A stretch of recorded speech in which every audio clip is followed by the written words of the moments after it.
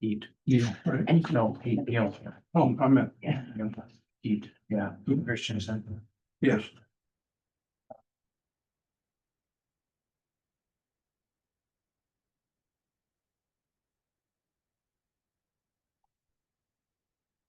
Okay, I'll go ahead and get started. I'll call the meeting to order. Do the budget reviews. I pledge allegiance to the flag of the United States of America and to the republic for which it stands, one nation under God, indivisible, with liberty and justice for all.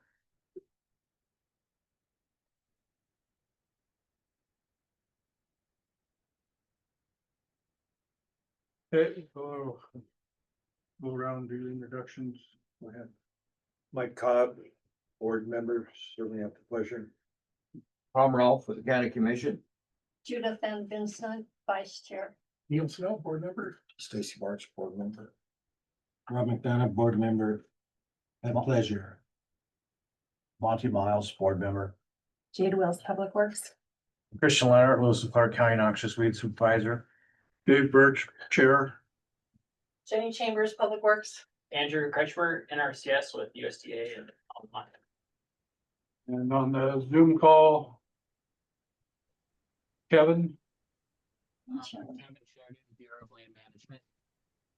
you're muted, but we got your name up there. Shelley Holland, board member. Hey, Shelley.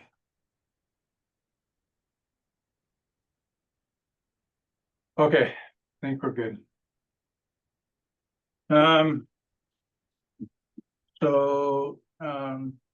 The past meetings are in your flyer or in your handouts. The outline of them is anyway, and they're online if you want to look at them. Full recording. Public comment, I see no public, so we dispense with that. Action items, nothing there really. Staff reports. Go ahead, Christian. Yeah, well, it's been a pretty filled couple months here, June and July. I would like to start off with letting you guys know that in your board packet, excuse me, there is a Fund 297 reconciliation for the fiscal year 2025.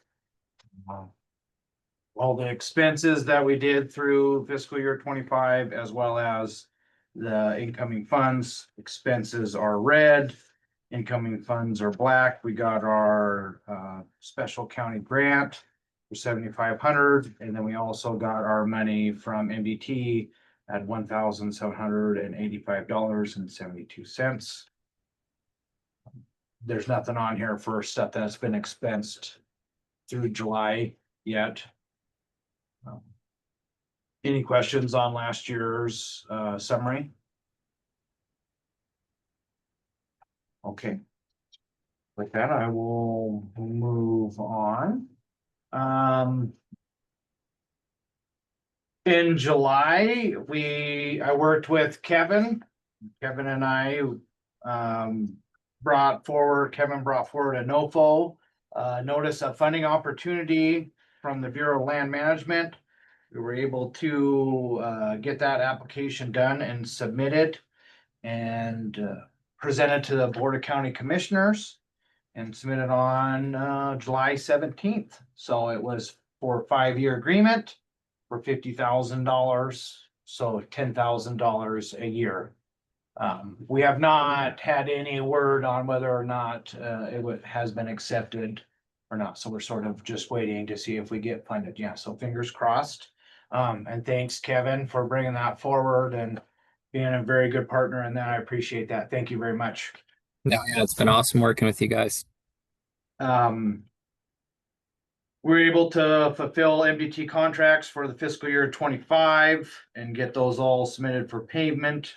We did Beaver Creek Forest Service, our assistance agreement through them, and have done that. We went out there and did a site assessment and it's looking pretty good. All the seeding and everything is coming in really, really nice out there. Compared to what it looked like when they rerouted that and brought dirt in, and it's looking good. So still working through spraying some of the noxious weeds and some of the upper flat areas, and then continuing to put biocontrol in that drainage to help try to mitigate some of that leafy spurge coming up the riparian areas. So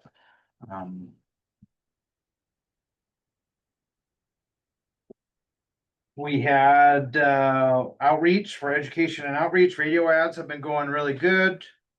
We did our Noxious Weed Awareness Week, running on those three radios. I think it was the Bull, Mo, and 96.7 rock and roll. And then after that, we ran a nice ad after that, just for sort of summer work. And then we just started our new radio ad for fall and sort of drought conditions, August 1st. And then I worked with Whitney with Montana Radio on trying to extend those out to mid-October versus ending in September. So I'm trying to get it going out a little bit longer and try to hopefully work with all the hunters and anglers out in the fall. So that way we try to get that message. We're splitting them between the Mo and the rock and roll 96.3. Just doing that so that way we're able to stretch those out a little bit more. The Mo is more expensive than 96.3, and then we were able to get the most ads out over radio doing it that way. So we're sort of switching back and forth between those two. Some education highlights. We participated in Jim Darcy Egg Days. That went really well. And then we also hosted for a small group of 4-H'ers that came in and looked at our greenhouse. We went through a lot of the weeds that we have in there. We do currently have a rush skeleton, a live sample of rush skeleton weed in there. It's being highly monitored to make sure there's nothing escaping. But it's good for educational purposes, and you don't get to see it. You don't get to hopefully not see that one very often. So it's good to see what the plant looks like live, and it is out there right now, currently doing its thing. So here shortly it might be clipped and bagged, and then we'll send those clipping and baggings over to Ravalli County to be incinerated. So yeah. Compliance, we've been really busy with compliance. As of yesterday, we had 112 cases. About 5 more this morning. Yeah, and 88 of those are closed, 8 are on hold waiting for management to occur, working with the landowners, and when they're able to get contractors or such in there to help them manage that.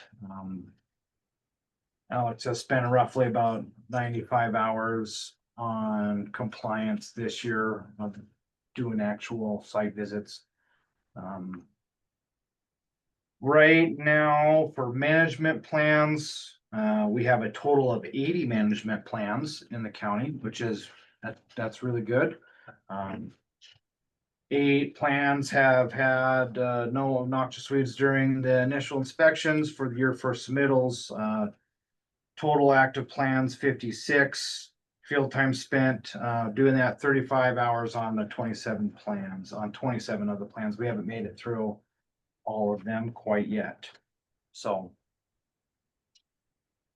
waiting for some probably fall treatments. For our seasonal spray crew, just to talk about it again, we tried moving around some FTEs around to get Alex Lopez on full time, and that went real well. We got Alex on full time, and that gave us 6 seasonal sprayers to work with through the season. Unfortunately, we have lost 2 out of the 6, so we're down to only 4 seasonal sprayers. Life happens with stuff. So, anyways, we're just slowly moving a little bit slower than we have in the past. Usually working with 8 seasonals down to 4 seasonals. So, we're still getting through everything. We're just not getting through everything quite as fast. But we're definitely still getting our contracts, our projects done with the Forest Service. We went out and did middleman route for 1 day. So far, I'd like to get out again here soon. We did participate in 4 spray days in June: Elk Creek, Ford Creek, Canyon Creek, and Sun Canyon. So it was June was a busy month. Biocontrol collections. There was a little bit of a miscommunication between me and the Montana State Biocontrol Coordinator, so that's on me. But we were still able to get out and get at least 9 biocontrol agents and get those out in Lewis and Clark County. Excuse me. And that was in June. And then in July, Alex was able to go out and do a collection for leafy spurge, and we were able to get 46 biocontrol releases distributed within Lewis and Clark County. Alex has done a little bit of research and pretty noteworthy. That's roughly $7,350 worth of bio collections that we gave out. That's how much it would cost for you to buy those. So yeah, so just trying to do our part, help landowners with biocontrol agents. That's so. And then spotted knapweed. We just started, I believe, our first collection. We tried to go out on July 31st. I can't remember how many. I think they got 5. That's what I was gonna say. Yeah. They got 5 spotted knapweed root weevil collections on the 31st. And then the weather has actually sort of been too cool for actual doing spotted knapweed collections. They like it to be 90, 95 plus. So the day that you don't really want to be out working is the day that you need to go out and pick spotted knapweed root weevils like you're trying to pick huckleberries. So anyways, we're looking at hopefully in the next coming weeks we can get some times figured out with Melissa Maggio and go out and get those collections. I think we're up to 35 releases. That's just to give everybody one release. So How many insects in the release? I believe there's 100. There's 100 in a release. So, and you gotta pick them. It sounded like they did try to do a little bit of sweeping with nets, and it was semi-successful. So, Yeah. they're trying to send those ones off into because once you knock them off, they're on the ground and you're just not gonna find them again. It's gonna take them a little bit to get back on. So they're trying to separate out who's sweeping and who's actually going around hand picking. If you get pretty good at hand picking, you can go through them pretty quick. So, but it's just a little bit more labor intensive. You're actually picking them and counting them and put them in there. So, Question, how far do you have to go from here to get them? we've been going over to Lolo and doing some over there. Alex has been doing a really good job on trying to go out and find some areas maybe around here where we can do some site collections and collect here locally and try to spread them around here versus traveling all the way over there. And with him being full-time, I think we'll be able to do a better job on getting some of those locations together. I think we were looking at working together with like a Prickly Pear Land Trust on some spurge collection sites where they have some spurge on some of their land where we released biocontrol. And same with like spotted knapweed and toadflax. So just a question, so when you do a release, I mean, how quickly do they repopulate? I mean, if you've done a release there, is that something that you could go back and collect from to distribute elsewhere, but maybe the following year?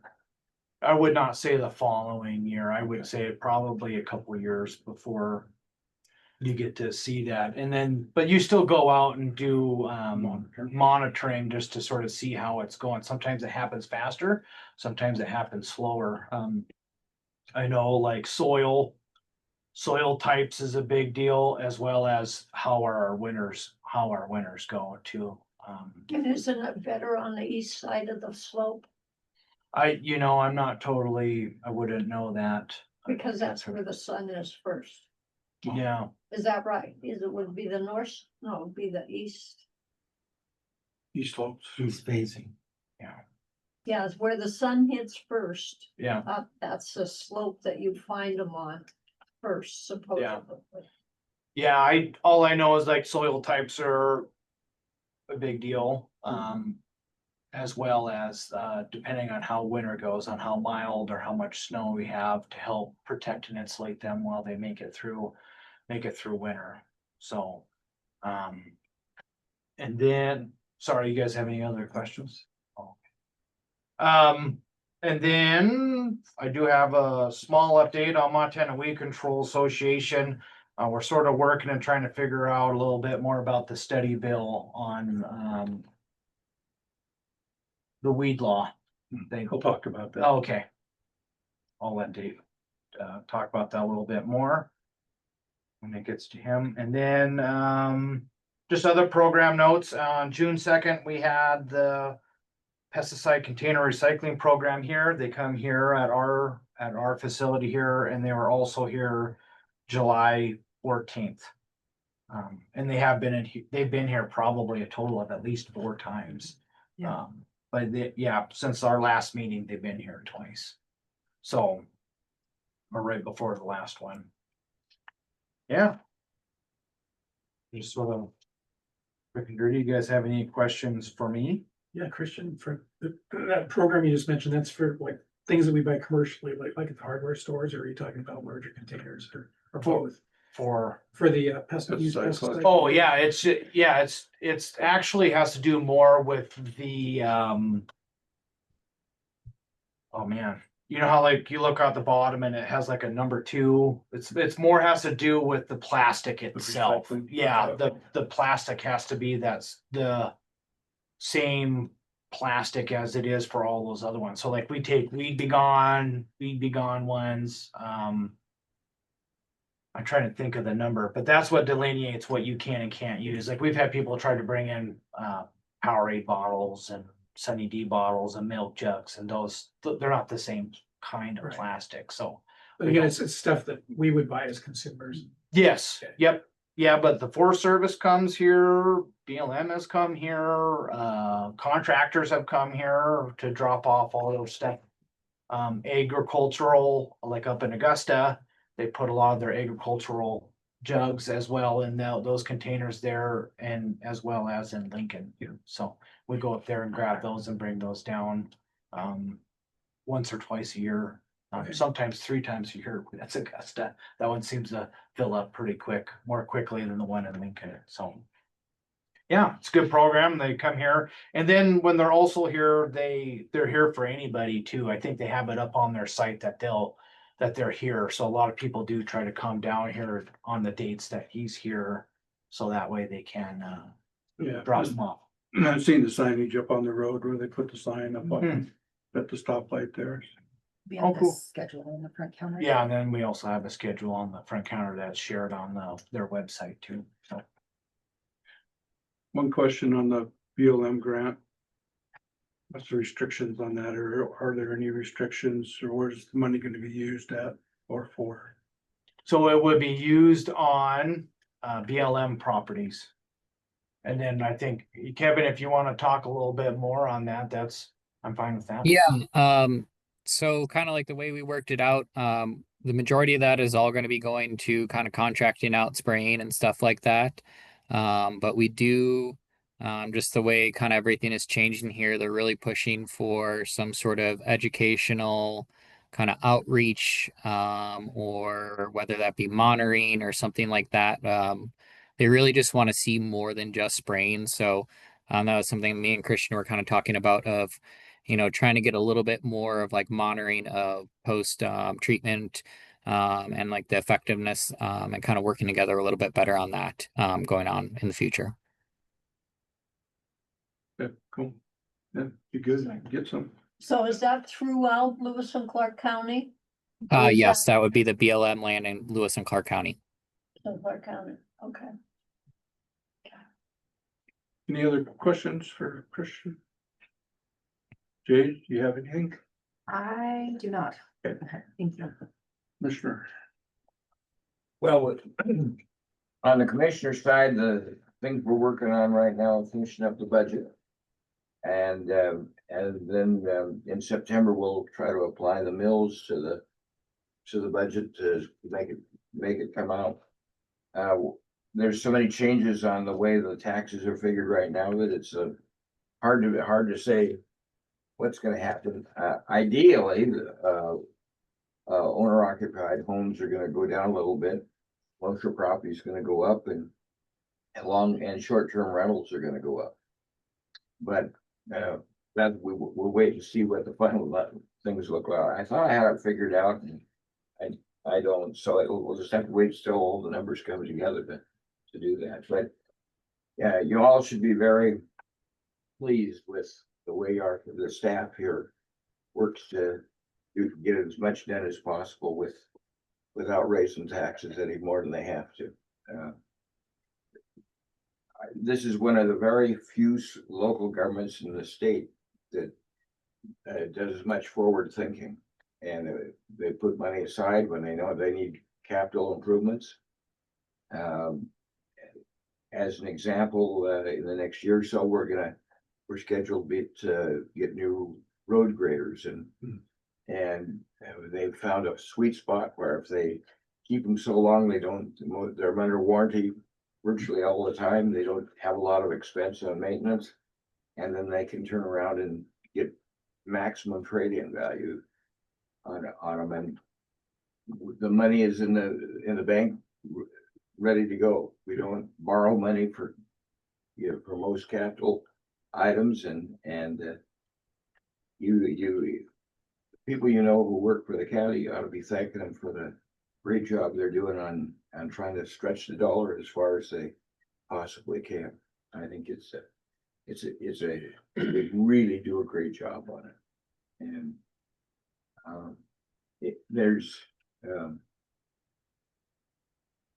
it's important. There just are very few local governments that look at things the way we do in our homes, our personal lives, and try not to borrow money.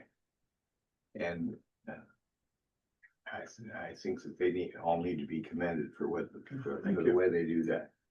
Takes a lot of discipline to get it done. It's tough, but they've been doing it long enough now that it's kind of comes second nature, and they do a great job. Just like we were talking this morning, and we had that bridge situation up on Birdtail Road, and there are people who can't get in and out without that bridge. And by sometime probably next week, we'll have a temporary bridge in place until we can get the money to completely replace the bridge. But staff works hard to get it done for you.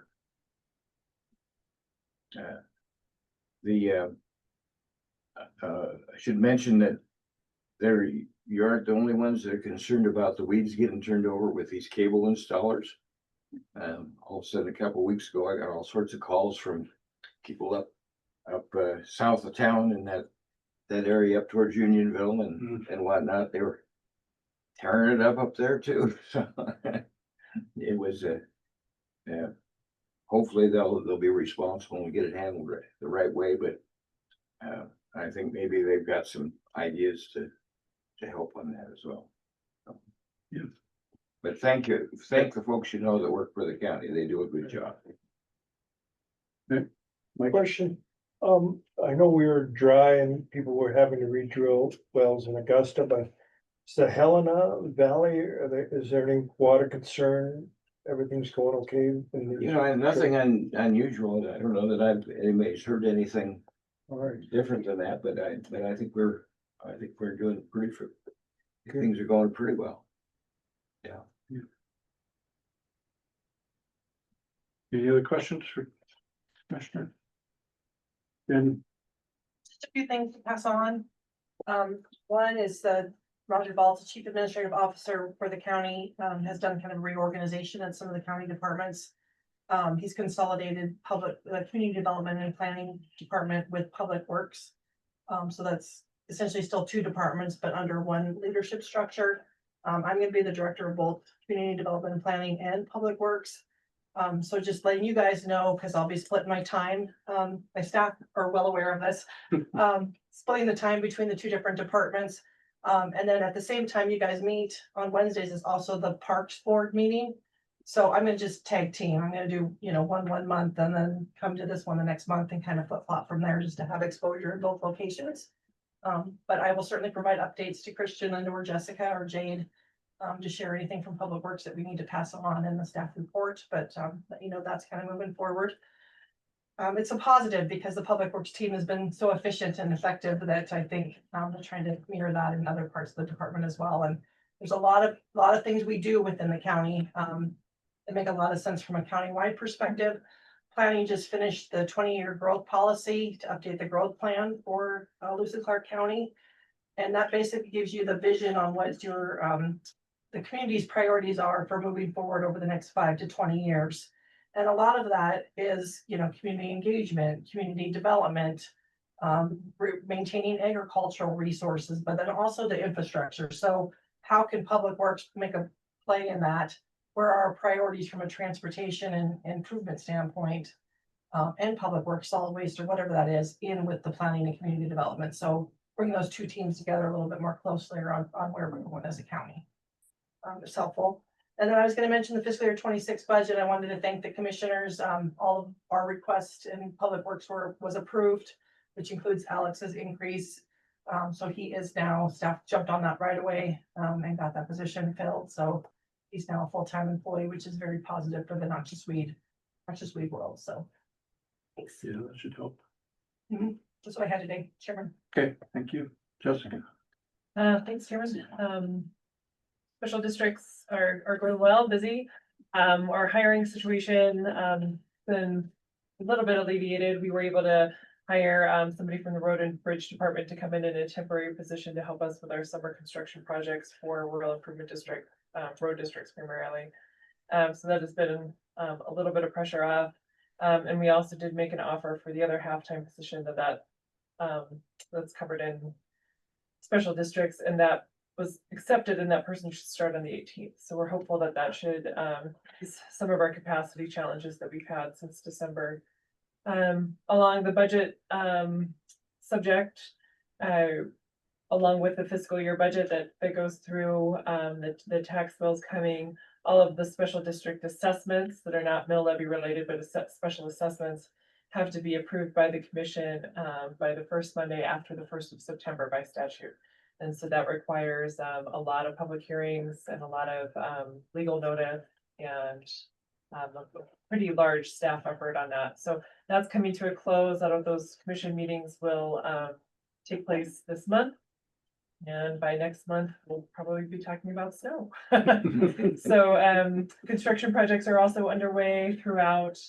Those are a little bit behind, but going better. So we're getting through it.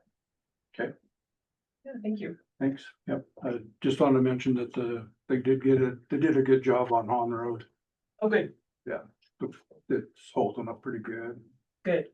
I'm glad to hear it. Of course, as soon as they blade it, it rains that night, so. Blade it every day. Pretty crazy, but okay, thank you guys, appreciate it. Staff reports, I'll talk a little bit first. Last Tuesday, I went to a meeting up at the Capitol, the EQC, the Environmental Quality Council, met to discuss 3 bills that came out of legislature. One was House Bill 70, one was SJ 64, and one was SJ 46, I believe, or 42. That was the weed one. 70 is they're looking at fire mitigation. And the other one is, the 64 one is fire safety. So they went through they had a whole day's agenda that they went through. I was able to talk about the Weed Act, the one that Christian had mentioned, that SJ 42. So what they're gonna do, they had three options to do. A was the more complete one. Both Becky Kington, the director of MWCA, and myself requested or told them that we would like to see that option A be done. So, and I also mentioned to him that, which blew my mind, but when I was talking to them, they were talking about all the fire and the fire and all that kind of stuff. What happens to that? I said, weeds affect fire and fire affect weeds. And they kind of stopped for a second. Oh yeah, I guess that's right. So in both of the fire ones, they're also going to do option B, and the weed one, they're going to do option B, which is not as in depth as I would have liked to have seen on the weed law. But they're going to put a committee together. Hopefully they're going to talk to people like Christian. I don't know if they're going to come here or if they're going to even talk to Christian, but the weed coordinators there's going to be 3 or 4 weed coordinators on that committee. I think MWCA will be on that committee. I may be on there from MWCA just because of the policy advisory committee that I'm on. And but we haven't heard when they're going to meet yet. So kind of up in the air on that yet. But I'm hoping that they at least come up with some. There needs to be, that law needs to be looked at. It's been piecemeal together ever since I've been doing this since 1985. So I've been on several committees and legislative committees working on that bill, trying to get it to where it is today. And it just needs to be looked at and redone. There's lots of things that have changed. One thing is, like this county, with the weed district being under the Public Works Department, the weed law doesn't specifically address that. So we just kind of, and there's probably 4 or 5 counties that are under Public Works. Yeah. And that's kind of a new thing in, the last few years that they've been doing that, but the weed law really doesn't address that. It addresses the weed district and the commissioners and the weed board. So they need to rectify that a little bit and figure out what they're going to do with that. I think that it was a really big struggle to put that law into place because a lot of the commissioners felt that it was an unfunded mandate to begin with. And because the state told them that they had to do something and that they had to have a weed board and that they had to have a weed district. Problem was that they didn't say specifically what funding they were going to be able to give those guys. So even if they funded it for $1, they were in compliance with the law. So, and that's kind of changed a little bit, quite a bit actually, since everything that's gone on with the legislature over the past years. But so I'm hoping that they do a fairly in-depth look at it. I'm hoping that they can get a committee together that will steer them in the right direction. Their main goal is to come up with a report to the legislature for next session. And probably before that, because I know there's going to be some bills come up regarding everything that's coming up. So we'll see where it goes. I'll keep you guys informed the best I can. And we'll just have to see where it plays out at. Right now, I don't know. Like I said, I don't know. And they've appointed like a 0.2 or 0.3 FTE to help run this committee, or this, yeah, the committee. So I'm sure Jason Moore, the lead attorney up there, will be doing most of that, but we'll have to wait and see who gets assigned to that. And see where we go from there, but I'm hoping that they take a good long look at both compliance. Compliance is a huge issue. There's some states like Idaho where the weed district can go out and assess a ticket. That's all, that's their weed law, that's their enforcement. So if you keep getting tickets, you have to keep paying them where it goes on your taxes. But there are others that really don't have any type of a program. And they're struggling as well as other states are, but I think Montana's. That's the other issue with the weed law. Some counties do not follow the weed law. They do not have a enforcement program. They have an education program, which is fine. But when it comes down to brass tacks, you have to be able to have something to tell people, this is what you need to do with your weeds. This is what you need to have. You have to have a management plan. You have to follow that management plan. You have to work at it. It's just not get a plan and let everything grow. Because we all know what'll happen, but so we'll see how everything comes out. Hopefully they meet within the next couple weeks. They want to try to have this done by at least by hunting season is what I was told. So everybody, they're kind of cutting it close here to get it done by hunting season. Must be some big hunters on the EQC council, so it was kind of funny, but we'll see how it goes, and hopefully, like I say, they'll come up with a good report to give to the legislature, and we'll see what happens. That's all I had on that. If you guys have any questions. Okay, I will let you guys know when the next meeting comes available, because they're open to the public if anybody wants to sit in, and they usually do a Zoom meeting as well, so you don't have to go up to the Capitol if you don't want to, but. So maybe that would be a good thing for Jay just to send out to all of us. Cause probably a lot of us don't have time to go to the Capitol Right.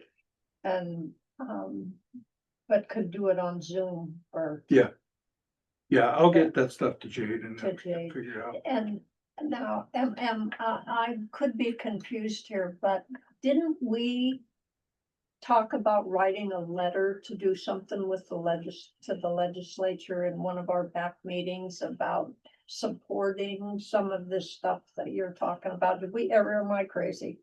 I think we talked about putting a letter together for federal to go back to the feds because of the issue with BLM having one person to cover the whole state. That's just kind of ridiculous, or at least our area, and You'd say with Forest Service. yeah. So that's So it. did we ever No, get we down that road? I dropped the ball on that one, so I haven't done it Oh. yet. Well, I couldn't remember what it was Yeah. about, but I thought, so we need to get that. Yeah, I guess too, I'd like to still see what Trump's gonna do with everything, because it's still up in the air. Yeah. I'm surprised that they actually were able to get a grant out. At least it has, we don't know if they're gonna be funded or not, but at least it got the paperwork in, so that's one positive step. Yeah. But I mean, it's not only BLM though, I mean, it's Forest Service, it's Right. all the federal agencies. I think, But we're getting lots of tariff money. We should say we want a couple bucks. yep, Just two would be nice. yeah, it would be. That's the way would it's all going. would be for sure. Okay, but I'll make sure that Jay gets that information and gets it out to you guys. Have you, All right. Just rattle off here, the Sun Canyon weed pull, there's over 20 people there, all dedicated locals to, some of the Teton County was there, and they're making headway. We pulled a knapweed down by the river and there was a knapweed bug so that I don't know who's putting those bugs out, but that's kind of good to know. And like I was telling Neil, the more I learn about, the war on weeds, it's like being a perfectionist. You think you're doing a good job, and like you say, you go back where you were sprayed and they're coming back up, or like where I learned that the weed pull, the spotted knapweed can be viable for 12 years and then disturbance of ground, but I do see the strategy of community weed pulls to the bio and the herbicide. All three are gonna be, is what wins the war, I guess, but it's just, we're kind of, time is with the explosion of the population, you're fighting them too, but I think the more get people educated. Everybody's talking about the hound's tongue beetle. I still trying to be optimistic, but I'm not looking really hard for it, but I hope it's up there, so. And I really appreciate the board and the weed district. Christian lent me a 200-gallon trailer, and that's a lot better than a 25-gallon trailer on the back of your ATV. And I feel a little guilty that there should be first of all, I like it. Christian said it doesn't cost anything, but I should set, I don't know how many other people you lend it out to, but, or should we at least sign a waiver to say if any damage is done, you're responsible for it? Like, why I say that, I let the jack handle drag around, and then when I went to unload it, there was no jack handle anymore. But Christian, being a MacGyver type person, he said, "Oh, I think I got one in the shop, Mike, don't worry about it." So I hope that turned out okay, but I felt guilty about it. I got it fixed for you. All right. And then he let me, the first trailer, I had a hard time keeping it running, and he just said, "I'll take care of it, Mike," and gave me another trailer, but I really appreciate that, but I leave that up. Well, Christian might know, or the board, if I want to say is it just keep tabs on Mike Cobb's damages and send them a bill. But hopefully I learned my lesson on that.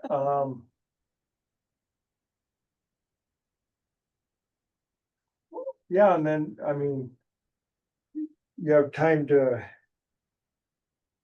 as you're spraying, think about how are you gonna fight all these weeds? And so sure, you don't want slave labor out there, but you hear about the immigrant problem and they're having to deport them all. And I said, boy, there'd be a lot of free labor there or something there. I mean, but that's what it takes, and hopefully, and so back thinking about it, in the wintertime, you can't be spraying, and I kept thinking, well, it'd be nice if all the districts got together I know they have their convention, but maybe that's where it should be, but have somebody give a talk and with pictures and say, this is the recipe I use and this is the outcome, and boy, if you could pass that education along, I mean, it's like knapweed, I really think it's easy to kill, just like I've been told, but boy, the hound's tongue,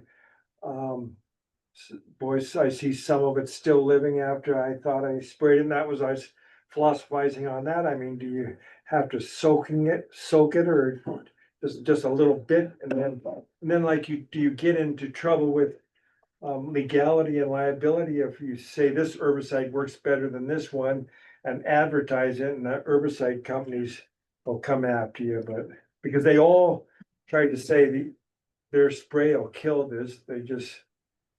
And that, so I did tell Christian, like to help maybe collect bile, but if you're gonna go to Lolo, that's a long ways. Yeah, So, but I sure think the more we, and I'm glad the board put some more money in for the bio program, because I think I've been told in the Missoula from some county friends that knapweed isn't a big problem anymore because they have so many bugs out there rampaging it, but I hope that's the way it works with hound's tongue, but right now we'll keep our fingers crossed. So is it okay to still be borrowing the trailer, or do you wanna sign a waiver, or throw that out at the I don't board? know, I might have to make you sign. a Just- waiver. Just give him a credit card, you'll be fine. There you go. Yeah, Mr. Chair, Mike, are going to the annual conference answers a lot of those questions that you asked. They go over integrated weed management. You have all kinds of herbicide reps there talking about how their herbicides work. And how effective they are on certain noxious weeds that you're trying to mitigate. But no, we don't get into any trouble because it's every spot is unique in where you're spraying, right? So, whether you're spraying agricultural land, whether you're spraying pasture land, whether you're spraying next to riparian areas, right? Like, so they all have a little bit of a niche, and trying to make sure that we give constituents the right information to do the best job they can in the environment in which they're spraying is always our top priority of doing that. So, but, and then with that, like, you should always calibrate yourself and make sure that you're calibrated, so that way you're not over applying or under applying herbicides. There's a lot of information and a lot of research done with that. So, and to know which, and within the label always specifies how much you need to use on certain plants. So, yeah. And then, yeah, if you would like to have the community, so what we've always done in the past is have community sprayers up in Lincoln and Augusta and Wolf Creek area. So if you're wanting to have a trailer for fall spraying as a community, we can certainly bring another one up for you. That's not a problem at all. So, in the past, we've just sort of let those community sprayers be there. In Lincoln, Renee Campbell sort of leads that one. The name of the Wolf Creek guy is eluding me right now. But that's sort of what we've done in those areas. Those people have done that. Historically speaking, in Augusta, we just sort of left it at the Augusta road shop there, and then people have sort of always driven in there and done that. And I think Lewis always sort of maybe kept like an occasional eye on there, whether, when it was gone and if it came back, kind of thing. But I mean, if you wanted to head that and keep it at your house and let all your neighbors and everybody up there know too that you have that and it's here for use, you're more than welcome to do that. It's it's a long ways. It's a long ways away from Augusta to here for just to come rent a sprayer for a weekend and then bring it back. So we're just trying to do that to help those communities out, so that way they have the ability to mitigate weeds. We don't supply herbicide or anything like that, but just having the equipment is sometimes the big struggle with it. So just trying to be helpful partners with our outlining areas. I think the highway department, the county department is a good place because it's Yeah. central. Mhm. And I just forgot the only other report, right when you turn onto Benchmark Road, a lady that lives right there mentioned, and so much for me paying attention, the spot of knapweed is taking over the field. So just if you're up in that area, Outside of the right of way. I don't know, Oh, I okay. just was told it's there. Oh, okay. Hopefully it's in the right one. Yeah. Well, hopefully it's been sprayed by now. We spent quite a bit of time up in the Lincoln and Augusta. Well, that area was the other last- question. Last couple months. How many roads total do you do and do you have to, and how many times do you hit them, I guess? Do you have that down? I believe we have roughly over 1,200 miles of county roads. And the goal is to get through all 1,200 plus miles. We've done a pretty good job so far. The largest district we have is the Augusta. There's a lot of miles up in the Augusta area. So, I mean, a couple of them are well over 20 miles. Yeah. You know, Benchmark, Sun River Canyon. Those are some pretty good ones. You know, then we got 435 all the way there. That's a good stretch too. So typically speaking, I mean, some of them we might get through twice, but most of the time we're trying to at least try to get through everything once.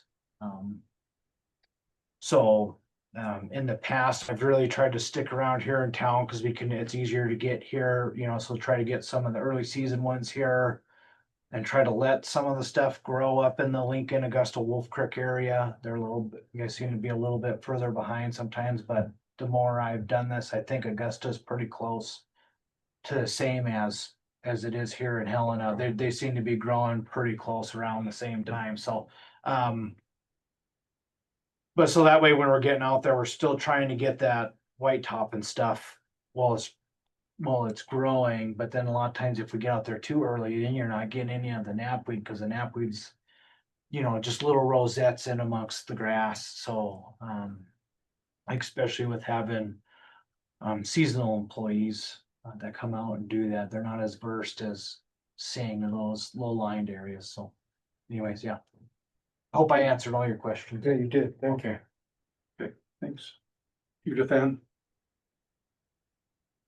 Oh, we're not going alphabetically. Okay, there you go. Okay. Going around the table. So first of all, thank you for the rodeo tickets to the county and all the excitement that went on down there and the kids that did the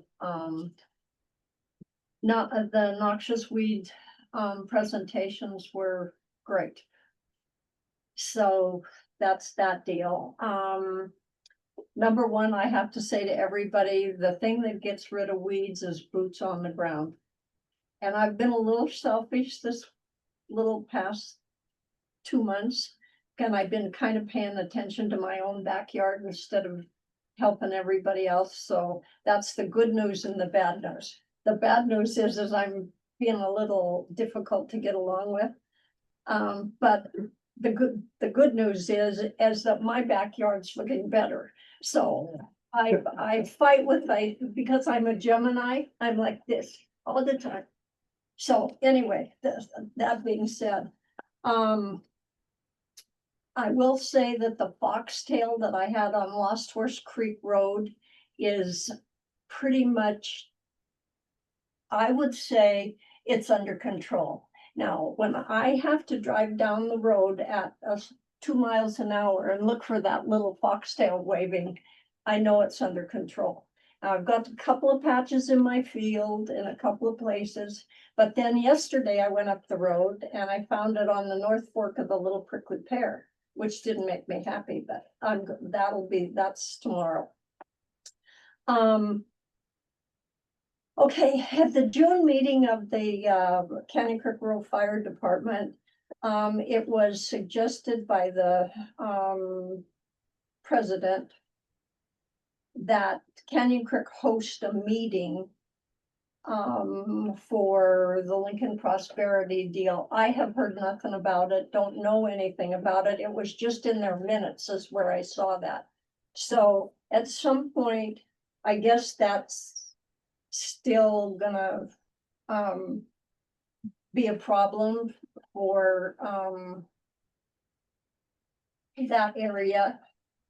Let Lincoln do what they want, but Canyon Creek is still absolutely against the Nevada Mountain Wilderness. We sent a letter to Emily Platt at the Forest Service I've gotten a response, it's too far, it's too much to go into. But, there will be the objection period and public meetings will be separate. The objection period is for people who have concerns about the project. It gives the Forest Service a chance to try and address those concerns in litigation. This winter, we will be hosting the public meeting, so we'll let everybody know about that. I don't know exactly what's all going on, but I can email this to everybody. I just printed this off this morning. And of course, I suppose you all know that, oh my God. Rollins, what's her name? Brooke, there you go, thank you. Rescinded the roadless rule. So I don't know what that means for the National Forest. And I have gotten a couple of emails suggesting that there are people back in Washington, D.C. trying to figure out exactly what all that means. And in talking to them, I said, well, you're doing this, put this little bug in their ear about the noxious weeds, because we need that is as important as anything, because where there's noxious weeds, there's fire, and where there's fire, there's noxious weeds. So we need to have that little talk. I haven't heard back from those that went to Washington. So I don't know what's all going on about that. Question, did that just happen like this month? She did that in July, I think it was July. I can email all this stuff that I've got, I printed out, there was a whole thing, I printed that out and I'll send it to you. Okay, so that's that little deal. Our spray days went well. There was only 10 of us this year. I have not done the checkup that I should have on the South Fork, going up the hill and so on and so forth. But we had a good day, right, Kevin? Oh, it's always a great day out there with you. And Stacy was there and Rick O'Connell, and then we had a couple of other guys, Walt, and anyway, so it was the cabin people, all of us. So now we're down to the cockleburs on Prickly Pear Road, between Marsh Creek and the bridge. And fortunately, I found out the road grader was coming, so I went and cut the tops off 42 cocklebur plants on Prickly Pear, because I didn't want them dragging all those poor Christian. Are you talking hound's tongue, or are you No, talking I'm the talking common? I'm talking. Oh, and- burdock. And the suckers were that high, and my truck was piled with them. So On anyway, Marsh Creek? and I was cussing, so Marsh just Creek up to the. know that. Oh, okay, thank you. So anyway, got them all cut, then the road grader didn't come. Well, then I was really confused. So then, they're just beginning to come back. They're getting about this tall, but now they've got all the burrs. They're little. Anyway, the road grader came. So now they're all gone because the road grader did what the road grader does, which is what I didn't want it to do, is drag it all to my house. So anyway, got that done. So I will be spraying the cocklebur on Prickly Pear. And then I have a little plan with the landowners, and we're gonna spray the ditches. So that's that process. I went on to the bridge property, had a whole bunch of old stuff. I did not cut the cockleburs at the road, at the bridge of Prickly Pear. But now we've got cows, so I went and I did that the other day and got another pickup full from between Grady's and the county road and drug that to the. And then I stood and cut all the burrs because I couldn't take the whole thing to the dump. So anyway, that's how you get rid of the weeds. So anyway, we're gonna spray those borrow pits because those the sides of the road, especially on the right side, is nothing but houndstone. That's where I think I found all those beetles. Right there by the little prickly. Right pear by the branch. bridge. But I'm talking down the driveway, Oh, down all the way to Marsh Creek. oh, okay. We're good, like I did 2 years ago. That's been 2 years since I did that. Okay, enough about that. Got the foxtail. North Fork. Okay, so now this is just bits of quick information. Does anybody know that the pigs that they are killing, the wild pigs, that they are eating rodent, those blocks, and their meat is turning blue because they put something in those blocks to turn the meat blue. So all of that wild pig processing has blue meat. Well, they're trying to keep that out of the food line. Please God, thank you very much. Okay, another thing, there's 15 million acres of yellow star thistle in California. I don't know if anybody knew that, but anyway, that a little tidbit Huh? Down from a few years ago, because they had 19. Did they? Well, there you go. Okay, and then is it the zebra snail that's in the water? Eurasian. The what? Well, there's a zebra mussel and then there's those Eurasian snails. I think this is a zebra snail. They just found in the Colorado River. Oh, I'm not And sure. there's a private lake that they have found that feeds into the Colorado River that is Source. Yeah. the source of that. And I didn't have time to Google all this stuff. Okay, and then the Warrior Elk Hunt starts on September 5th at the Cottonwood Park. And so they're gearing up for that. And the haying situation is tough everywhere. They shut our water rights off on the 11th of June. So, and bales of hay where I got 6 round bales last year, I got 2 this year. So the hay department is gonna be in a world of hurt this year. And I was listening to Montana Livestock Auction the other day, and they started their feeder cattle sales about a month early. They've had 4 or 5 of them because there's so many cattle that don't have water. And there's one of the ranchers in our in Canny Creek had to drill new wells just to water the cattle, and they're hauling water. So just know that that's gonna do nothing but help the weeds and a few other things. I think that's all I have to say. Okay, thank you. Okay. Yeah, I guess I'm going around, I'm next, right? Yep. I apologize everybody for stepping out. That's I'm trying to schedule surgery for my shoulder, and the reason I did that was I was putting my boots on the ground. I lost my balance, cutting a musk thistle at the bottom, landed on. I knew right away it probably wasn't good. Anyway, this was late June. Only now I'm like, they're trying, can I even try to schedule surgery? And the first call was like, yeah, we can get you in late October. It's like, no. Because I'm taking the whole semester off. And you either take all your vacay or whatever it is, your medical leave for one semester or the other. So anyway, enough of that, I'll get healed up. Christian had lent me 2 backpack sprayers, which I had full of spray for thistles, and I used what was about half of one.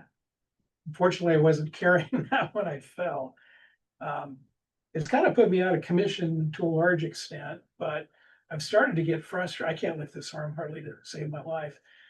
For example, yesterday I went out and pulled with my left hand mullein and knapweed up on the Ridgeline Trail, or at least near the base of it. Otherwise I feel like I'm not doing anything to help the cause. A couple of things came to mind though. One of which, I know we're gonna be talking about baby's breath, or we didn't do that while I was on, okay. I'm gonna pass around this, for everybody to just take a quick peek at. This is a program Birdseye got the University of North Carolina that I've known for many years. Anyway, the counties that have the light blue are the ones where there's what we call a vouchered specimen somewhere in a herbarium. Which, if anybody wants to know, has such and such ever been, has baby's breath ever been collected in Fergus County? It shows up. The records are really reliable. But this is my point. If you look at the one that's highlighted here is the baby's breath that's being proposed. It's only noxious declared right now in the states of Washington and California. You see that it's shown in western Montana and then a very few counties in eastern Montana. My guess is that a lot of those counties have it. And here's my point. Botanists historically have ignored the weeds. You can talk to anybody who, as far as just collecting them, right? They're out teaching their students or people like me. Well, that's just a weed, we know that. That's cheatgrass. Lies up in places like Ponderay, Liberty, Toole County, Cascade County. I collected all sorts of what I think are county records. Many of these are really common weeds. So I'll start passing this around. Again, then the final thing I want to tie into that is that if any of you as landowners, or if you know any landowners that would want somebody to come out and walk around looking for weeds, And not all. I'm willing to do that. Next summer would probably be. There are things that are weedy that often kind of miss our radar, the ones that affect the ranching. Crop production, those are the ones that people mostly sites on, but there's other ones that can be really noxious, obnoxious, noxious and obnoxious too. One of which, I'll just give you one example. There's a little tiny thing in the buttercup family that gets about that big. It comes up really early in the spring, and the little fruits are almost as tough as like a puncture vine. And that's in my yard. And the only way to really get rid of it is, you can scuffle hold it or something. But when that spreads around, that becomes pretty, something you don't want around. So my point is, again, if you know landowners, if you're a landowner and want somebody to come out and look for things that are non-native that maybe aren't quite so high profile. I know we talk about hound's tongue and toadflax and the things that we all see and know, but there's a lot of other ones that are out there as well. And the other thing too is what I've spoken to landowners many times about this down in New Mexico 20 years ago. If they're like, I'm not sure, I want you collecting on my property. All of that data can be redacted. It goes into a national database, but it's very easy for me as the collector to indicate. So in other words, it would just say, like, if it would say Lucy Park County data redacted. And for most instances, people don't really care unless it's something of conservation concern. And then the only way anybody can get at that information is if they contact the person who collected the species or the herbarium where it's located at. And then that person has the right to say yes or no. And generally, unless it's somebody with a legitimate interest in wanting to know what plant occurs where, we would say, well, probably not. So it's just a general way of saying, I'm willing to go out there and try to find other cases of non-natives if people are interested in it. Sure, there's a whole lot else I need to say. I think that's about it. But yeah, again, with that map, if you look at all those counties between western Montana and the eastern tier counties, my guess is that baby's breath is in a lot of those. So, and a lot of other ones too. So.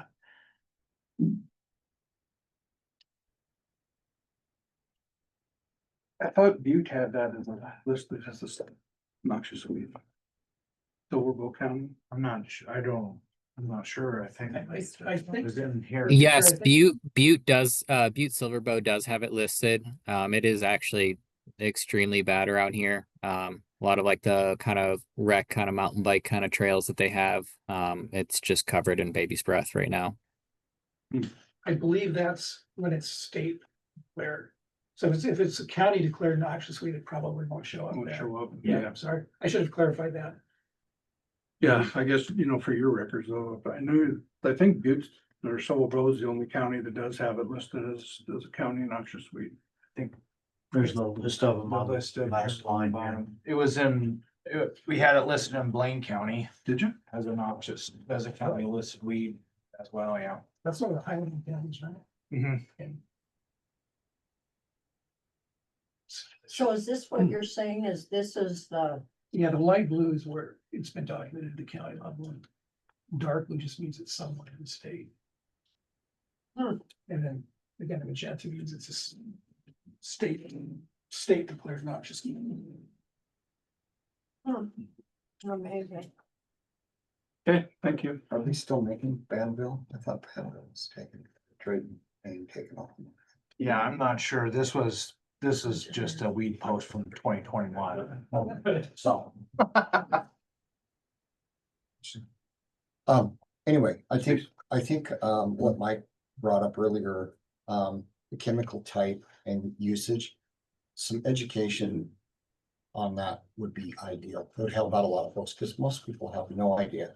They want, people I run into all the time say, well, want some 2,4-D? Well, not on my pound stuff out. It's like, yeah, probably not. I mean, they don't know. I was in Bozeman this weekend, and there was a gentleman that was from Missoula County down by Lowell. We were talking about different weed problems and whatever. And I happen to have one of the Murdoch's brochures with me, the little pamphlet that they have on display there. Whether they're really accurate or not, it's gives everybody just kind of a ballpark going, hey, this is, and they've got it listed as in, what works excellent, what's kind of good, mediocre, and doesn't work. So I'm handing those out all the time. It's like, yeah, this is just a rough idea, give you an idea of what you can use for your particular weed application. Anyway, having something, and I think over the years have gathered information that, there's been different studies and what is the most effective. I think years ago, the Tordon and 2,4-D combination, for knapweed, it gave a good lasting residual. It was very effective. But then when they came out with the Milestone product, the Milestone 2,4-D exceeded it as kill rate, and just it controlled a larger percentage of the growth. So that's kind of my go-to is the Milestone 2,4-D or the Grazon product. Anyway, yeah, if we could have something like that, or at least direct people to that, that would be beneficial. Sprayer calibration. I mean, I don't know how many times I share that with people going, you know what, if you're not calibrated right, and Kevin and I had this conversation several times, so, bring this help up for the spray days. It's like, what you're applying and what I'm applying volume wise, totally different, educating people on that, great idea. There's YouTube videos out there on either backpack or spot spraying, whatever, even if you're doing a boom spray. The information's out there, and YouTube is, it's very specific on how to do it, so it's very helpful. I tell people that all the time. Here, look at this, go read this, watch this, whatever. So again, that goes back to the whole education thing. I did want to mention, we had discussion about the Lincoln Rodeo grounds earlier. I happened to be in Murdoch's one day in the Chemical Island and bumped into a lady, and she was asking me about hound's tongue and what to use and whatever, and we got chatting back and forth, and she said she was from over there, and I think we had talked, I said something about the Lincoln Rodeo grounds, that we had reached out or to those folks, and she actually happens to be the president of the Rodeo Association over there. I said, oh, okay. Well, her and I exchanged numbers and stuff, and I said, I said, I don't know. The last I'd heard is one of the Creeches were saying they were gonna have drones come in and fly because of the hillside, whatever, but said, if that doesn't happen, give me a call. I said, I would be more than willing to come over, donate my time and get that sprayed. So I did that in June and they were delighted to have me go over there and spray that for them. And I told them, I said, you know, next year, especially if I'm over in the Lincoln area spraying anyway, I don't have a problem swinging by the rodeo grounds and taking care of their problem area. So, not just knapweed on the hillside, they had a lot of houndstone in the parking area and thistle, but, got a pretty good kill on it. As I went to the rodeo and said, looks good. Anyway, just wanted to share that with you guys. Thank you. It's, I'm happy. I know. I'm very happy camper. You were, I'm so excited. we've seen it kind of over the years and I thought they were working on it, but it just continued to get worse. I can be bringing it to everybody's attention. Thank Definitely you. Thank you very built a fire. much. So, it's exciting to hear that you guys are doing spray days or, weed pull days up in the Augusta area. Again, we've talked about this in other meetings. I think that that's, something that we need to focus on in our respective areas. Try to push that, you know, getting the communication out there, getting volunteers to do this. Really to try to make some headway in our areas, whether it's pulling or spraying or whatever. The hound's tongue beetle, I've been looking, Christian. I mean, I think everything's eating hound's tongue with the beetle, because you know, and what we talked about in the smalls, I'm like, that's gotta be grasshoppers, because it's doing this a hole like that. And I stop, get out of my buggy, look, and I haven't found one yet. Primarily, I mean, a lot, yesterday I was over in Duck Creek in the Big Belts and the hound's tongue, and this is a second pass through that area. The new growth already, here we are, 1st of August, it's just incredible. Hound's tongue is terrible this year, terrible. But I'm looking for the bugs. Good, good. I think we found some in Lincoln this year Did you? too already, yeah. Yeah, sort of hit and miss. Grasshoppers do seem to be doing a pretty good job this year on that. We were up above Hogback, middleman route for the Forest Service, and there's quite a bit of hound's tongue up there too, and a bunch looked like it was being eaten and stuff, so I was pretty excited, and after looking, I was like, it's grasshoppers, darn it. Cause it would be nice if it was up there, but it's not quite there. So seems to be hit and miss. I don't have any, I don't know if anybody has really any rhyme or reason on why it's so hit and miss throughout the state, but I mean, they're finding it in Dillon, they're finding it everywhere. So it's just like, it's here. It just might not be in our specific areas yet. I don't know. Yeah, I don't know if it's following the high ridge mountaintop, you know, because as you get closer to Judith Ann, you're closer to the divide Right. versus, you know, down here. But I mean, I found it at Hellgate Campground Interesting. one summer, just because I was out doing my due diligence while I was camping and pulling hound's tongue, and ended up pulling one that had a bunch of beetles. So I sort of felt bad. So are you seeing those at ground level? Or are they on the leaves? I mean, They're more like pinholes, like they're not much bigger than a BB, Yeah. the holes are, so that's why I think they say it looks like it got peppered with a Right. shotgun. And then like the biggest thing is you can do is just take that plant and try to lay it over on its side and follow the stem of the leaf.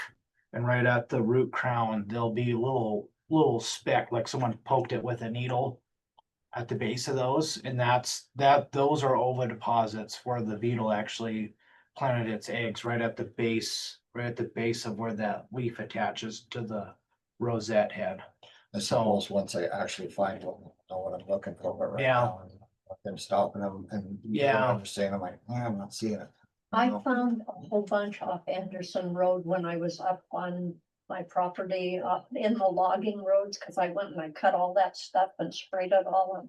But I had to open the root, and then all the little larvae.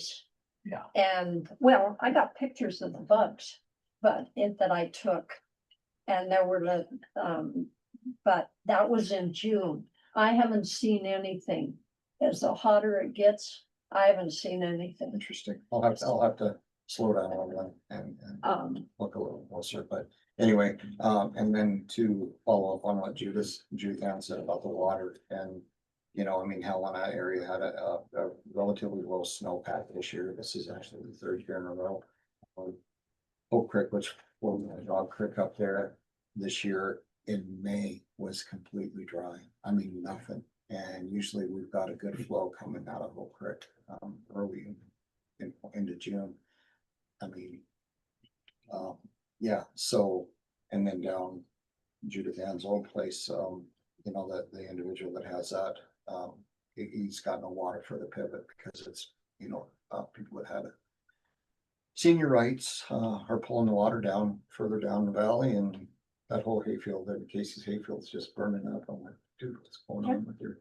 Well, It's the sad. further you get down valley, there's no water. I mean, I guess I'm gonna say it, the old Settle Ranch had no water this year. None.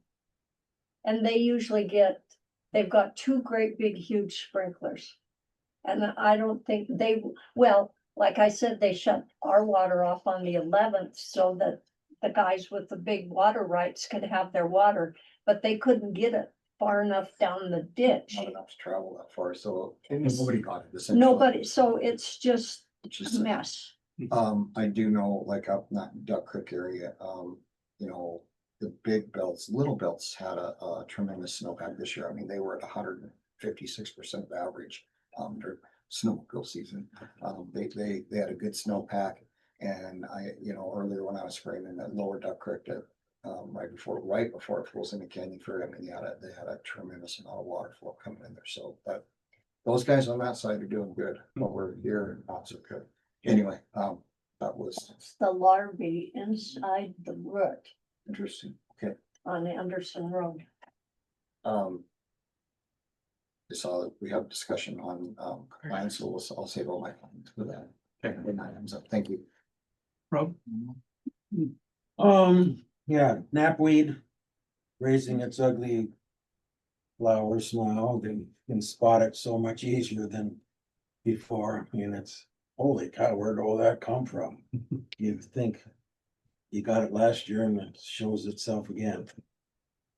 Thanks for the flea beetles that I got, the canister. I put that in two areas that I can't get to with a sprayer, so we'll see how that goes. Thanks for the county for the rodeo tickets. They didn't get wasted on me. I used them. As far as you mentioned the print on the pesticides, I think if they put that a bit larger, people would read it. But you can't, I mean, you'd have to. I agree with you. You have to use a magnifying glass to read it all, you know, it's just frustrating. Just I make it actually bigger. like to go online and, find the PDF there and you can zoom in and print them off. I know that doesn't help you when you're trying to buy one at the store, but if you're wanting to look to purchase something, you should always, especially when it comes to herbicide, it's definitely good to do a little bit of reading before, and if you're able to download or get a hold of that PDF online, you can hit the zoom in, and so it zooms in, so that way you're able to read it more effectively. Or when you print them out, they're actually on like a regular sheet of paper, so they are a little bit more legible to read. Because yes, they're pretty fine print, especially on Milestone when it's on the quart jugs, not the 2-gallon jugs, 2.5-gallon jugs. So. That's all I got. Monty? Most of my time's been spent working with my neighbors. The questions I get are, how do you know it's a weed? What's it look like? Who told you it was a weed? And what do I control it with? And most of my neighbors are people that moved from out of state. And I think most of the new people in the valley have come from out of state. So I'd say most of the people that the small landowners have no clue on anything with weeds. So education, you know, we need to start looking at how do we educate people who would like to help, but don't realize they have a problem. I actually had one lady tell me, oh, but that thistle looks so nice. It's the only thing that's green out in my yard. And they actually mowed around it because it was such a nice, great, big Canadian thistle. So, I've been just kind of racking my brain, how do we educate people that we're not currently reaching because they don't listen to the radio, they don't go to the home show. Some of them go to the fair. None of them are master gardeners. Interesting. Yeah. So, you know, just something that I think we're gonna have to spend some time thinking about, because I don't think it's gonna be an easy solution. And thank you for the tickets. We enjoyed the rodeo immensely. Good. So, Okay, thanks. Shelley, online?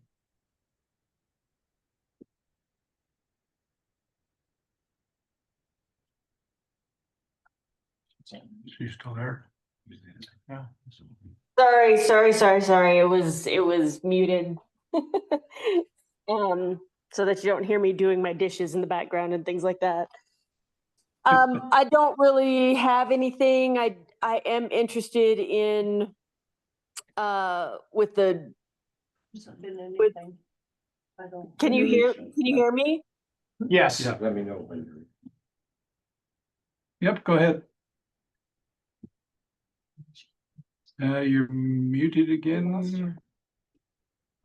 Okay, here we go. Am I still there? Yeah. Can you hear me now?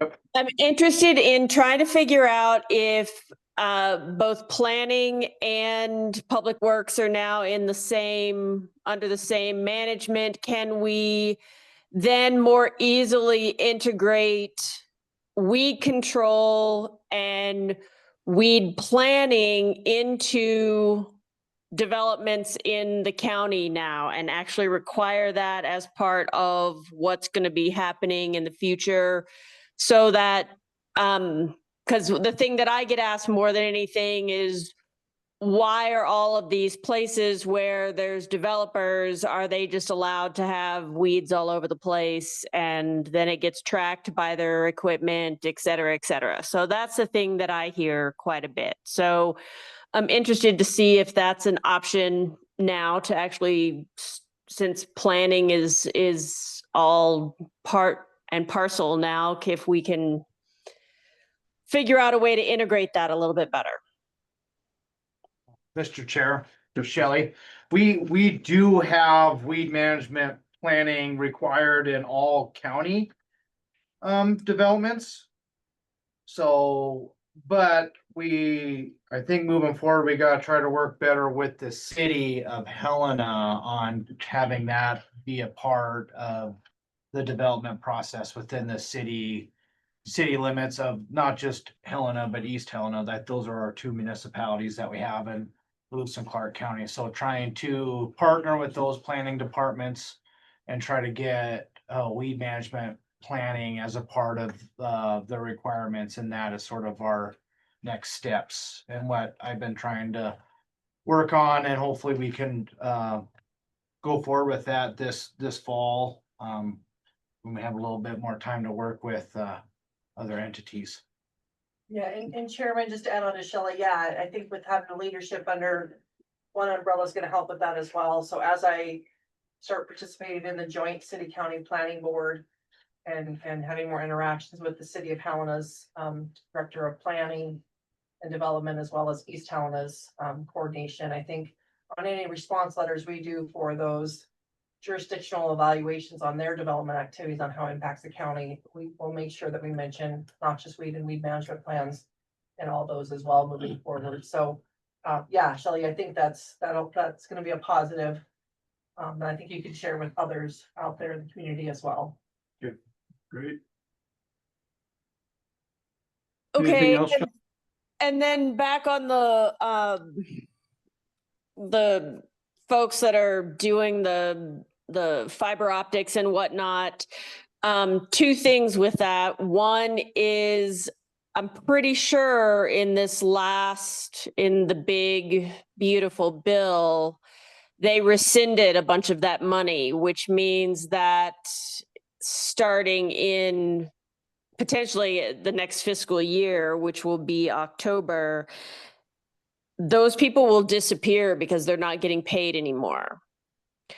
So that's, I haven't gone and looked at dates on when that particular part of it is going to be implemented, but my understanding is that that money has been rescinded. So that's something to think about in terms of getting any kind of weed spraying or revegetation or anything done before now and then. Because honestly, they're going to be just cramming as much as they can in so that they can get paid for as much as they can. They're not going to be interested in spending any money because why would they? So that's something to think about. So and I know that that's, as somebody else mentioned, that's all over the county right now. So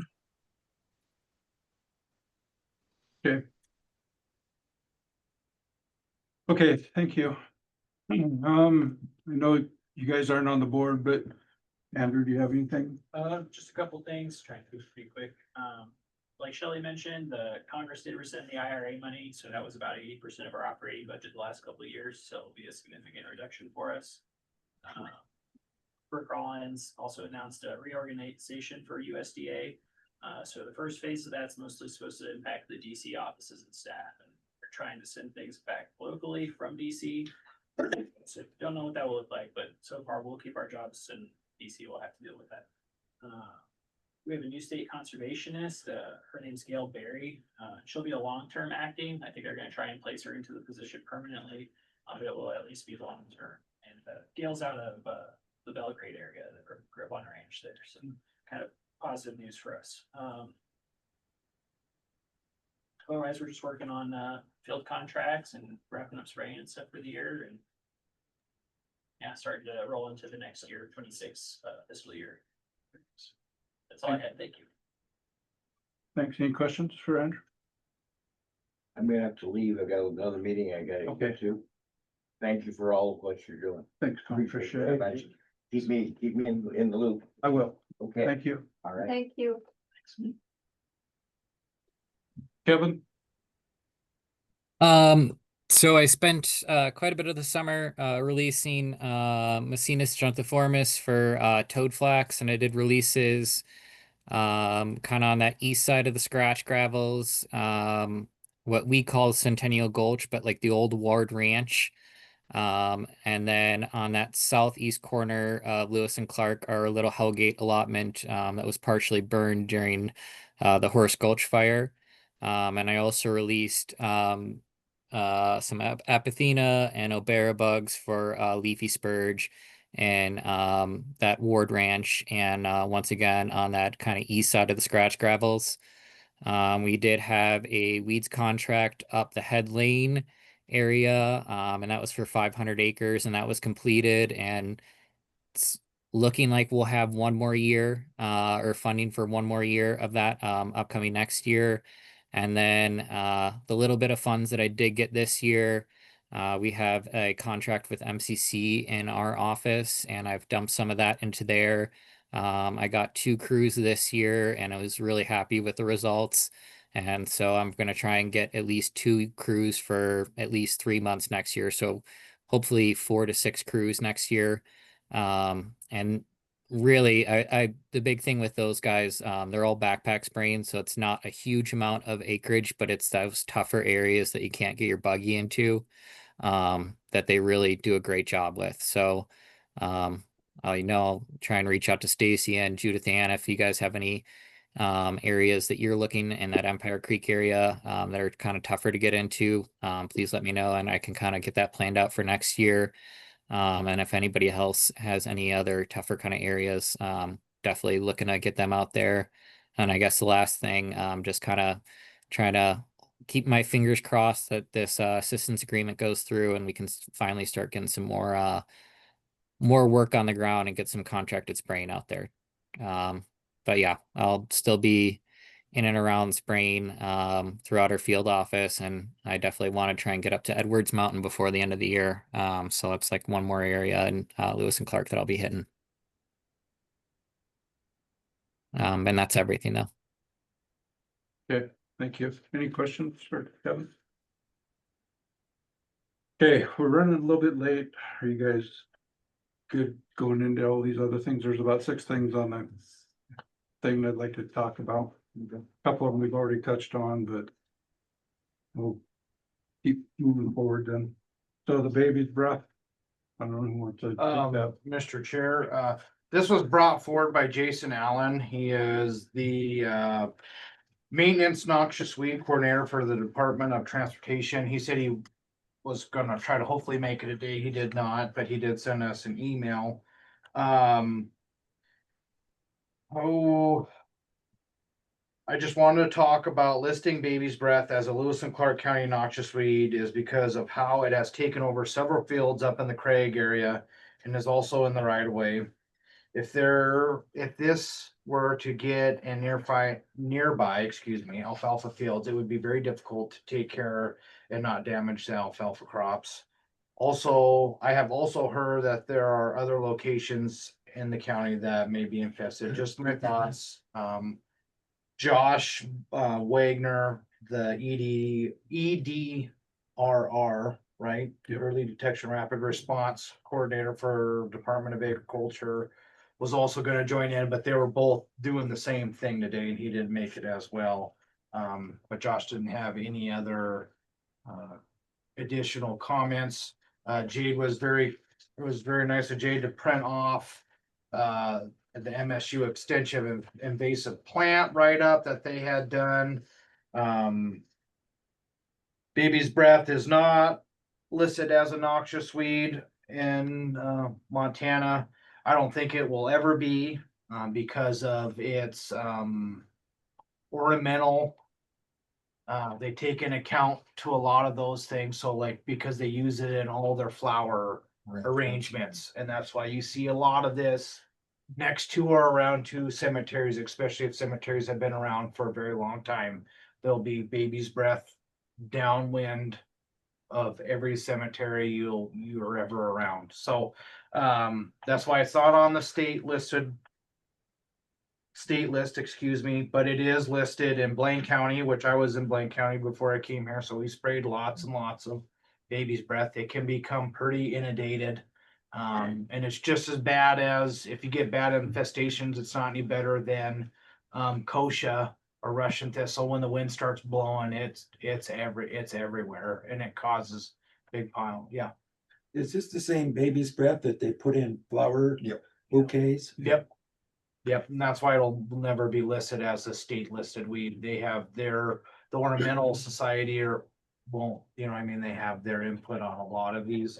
But it's in Blaine County, Broadwater County, Choteau County, Daniels, Deer Lodge, Flathead, Jefferson, Richland, Sheridan, Silver Bow, and Valley. Since 1934 has been reported in 22 counties. So, we're right next to Broadwater, Jefferson, and then Deer Lodge is just right down the road. So, yes. Is it not been officially reported for Lewis and Clark? Is that where you? I thought it was, no, it was shown on your thing, but I've collected it. yeah, no, those are counties in which it has, 22 counties that has, I don't know if it has or has not been listed on the Okay. Montana Heritage. Like you said, if someone asks if you've seen it or not, sometimes we get surveys. They do send out surveys to us. So I know that if it's been sent out to me, I have seen it. There's always at least a little bit over by, what you call it, Hobby Lobby. Some of those vacant lots there. Yeah, and this was listed in 2021, so this is already four plus years old. So anyways, other than that was Jason was supposed to be here to sort of have his talk on it. It's been in other counties before. I think that's it's really up to you guys for the discussion on whether or not you want to add it to the list. I think between the state list and the list we have now, we're at like 40 41 plants already. We ought to start an obnoxious list Yeah. or a nuisance list. Yeah, so, but the thing is when you do add it, if someone was to have problems in their alfalfa fields or in range and pasture, when because it won't ever be added to the state list, if we do put it on the county list, yes, that makes everybody required to manage or mitigate that plant. But on the positive side, though, it does allow our citizens or constituents within the county to go out and get grant funding for that. You know, because musk thistle isn't a state listed plant, but they can go out and get grants to help take care of musk thistle on old mining sites or old forest service, you know, clear cutting and stuff like that. So it's just a thought. Like I said, I wasn't the one really supposed to be doing this. This was Jason that was supposed to be doing this. I just think he wanted to bring it up as a concern for you guys to talk and discuss. I don't know if there's really, I mean, there's still a process we'd have to go through with, if you wanted to do this. Yeah. But anyways, that's all I had. I know you and Alex and the crew are pretty busy, but if you guys could be thinking about it, back of your mind type thing when you're out doing stuff on other areas, look at it, just if you don't see it. Okay. Try to get some kind of a quick estimate of how much there may be around. Cause I don't wanna list something that's not a huge problem. And baby breath has always been controversial anyway, so. But if we could find out maybe how many acres, you know, at least an estimate, guesstimate. Yeah, and if you guys are out around and see it in Yeah, certain areas, we if can you do could that let me too. know too, that would be very helpful. Yeah. It is up in Craig. I know that I've even sprayed it in some cases when I'm doing some of their, when we're doing our fishing access points. There was one spot where there really wasn't a whole lot of weeds, but there was a bunch of baby's breath. I guess maybe put it on there. a discussion item again for the next agenda item for the next month's. You know, And maybe those guys will be here. another one is that curly cup gum. Do you guys see one of that? Yeah, the gumweed, yeah, it's everywhere. Which one's that? There's a little yellow plant's got gumweed. Just touch it, you don't think it's coming. Yeah, That might be native. I think it's native. Is If it's native, you can't put it on the list. Yeah. And the other problem with trying to create a noxious or an obnoxious list. You could create it, but there's no way to do any enforcement on it. Yeah, So, but at least people would know it's obnoxious. Yeah. I mean, because people, like Monty said, people don't know what they're looking at. I mean, they absolutely are clueless in Cincinnati, and they're probably noxious weeds there. Mr. Chair, we do have like, the state, the MDA does have like a concern list. You know, when we technically added one to that with the Japanese U, so, Right, But those see- are species of concern for possible ones that we do, and some do get put on, like yellow star thistle. You know, it's been on the list for a long time now. And it just, for some odd reason, it just doesn't seem like it wants to move this way. You know, and there that's was, the good news. that is good news, there's been but 8 or 10 sightings of it in the state, Right, and we've taken care of it, or they have, Yeah. I guess, but. so anyways. Just for a little bit of knowledge of everybody, like there is a little bit of, but it's on the state level. It's not necessarily at the county. That's what we rely on your guys' list, the state or the county list for providing financial assistance to our program. So if it's not listed on 1, 2, we can't provide any assistance. So we'll still make recommendations, but just for whatever that's worth. Yeah. Okay, any other discussion on baby's breath? We'll move it to next. I would say when they're spraying the knapweed, they just spray the biggest breath and pray for forgiveness and keep moving. That's not the right thing to say, but I said it. The MBTA, WCA. Yeah, so discussion item 9B, it's on the back. We get these all the time from the Department of Transportation. It's just like when they're doing a project. List what they're gonna go through, seating specifications. In the past, I guess sometimes I've just sort of just kept them, but moving forward, I thought it would be good because it is meant for the board to understand what projects the state has going on and what they're doing, and if there's any recommendations that you want added or changed to it, but they usually have pretty good plans put together, so. And I usually reach out to their revegetation specialist for help and recommendations and stuff like that too. So I'm not necessarily a right away revegetation specialist trying to become better at it, but definitely reach out to her and work with them on trying to figure out what works better in right of ways, because that's sort of tough environments actually, especially off highways and stuff. Anyways, it was just more for your knowledge, not necessarily something to discuss. Cool, thank you. Any questions or discussions on that? Okay, BLM, kind of discuss that, or was that the grant, or was that something? That was just something you guys had on the list. I think, Kevin and I have been working on trying to put something together. The snowfall will be handy with money to become a little bit more and then help us out. And then as we're doing this, we'll have to definitely work on a strategic planning anyways to implement this snowfall. So, whether that's mitigation where we want to do it, to site visits on where we possibly want to go to in the future, and try to spread that money out the best we can. And so, yeah, I think, yeah.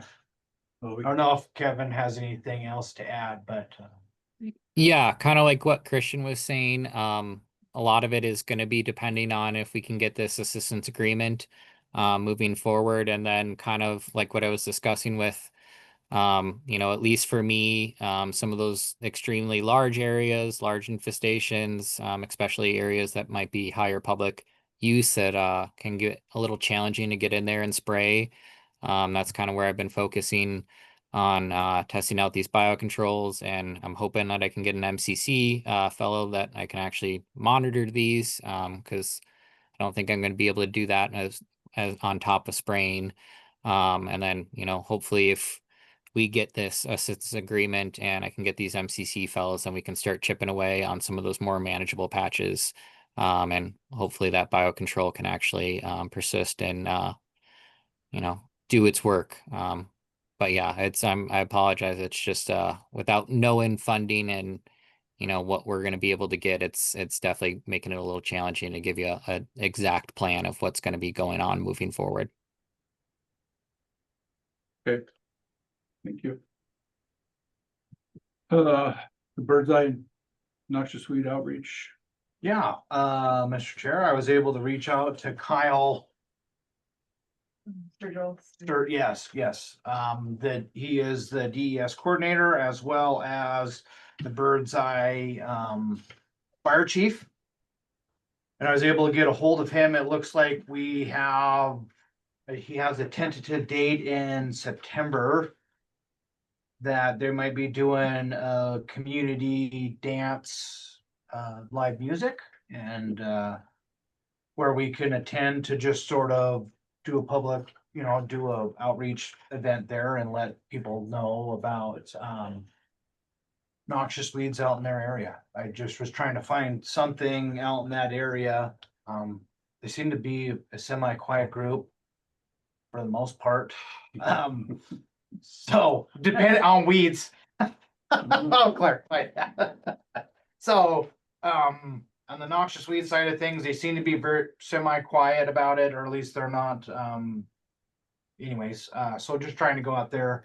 You guys sort of have tasked us with trying to figure something out in the Birdseye area, and I was able to hopefully do that. I'm gonna stay in contact with Kyle to figure out what date he has that and then move forward with that. So I think it'd be a fun event to go be a part of. I just think we put up a booth with some of our just really just sort of try to keep it basic.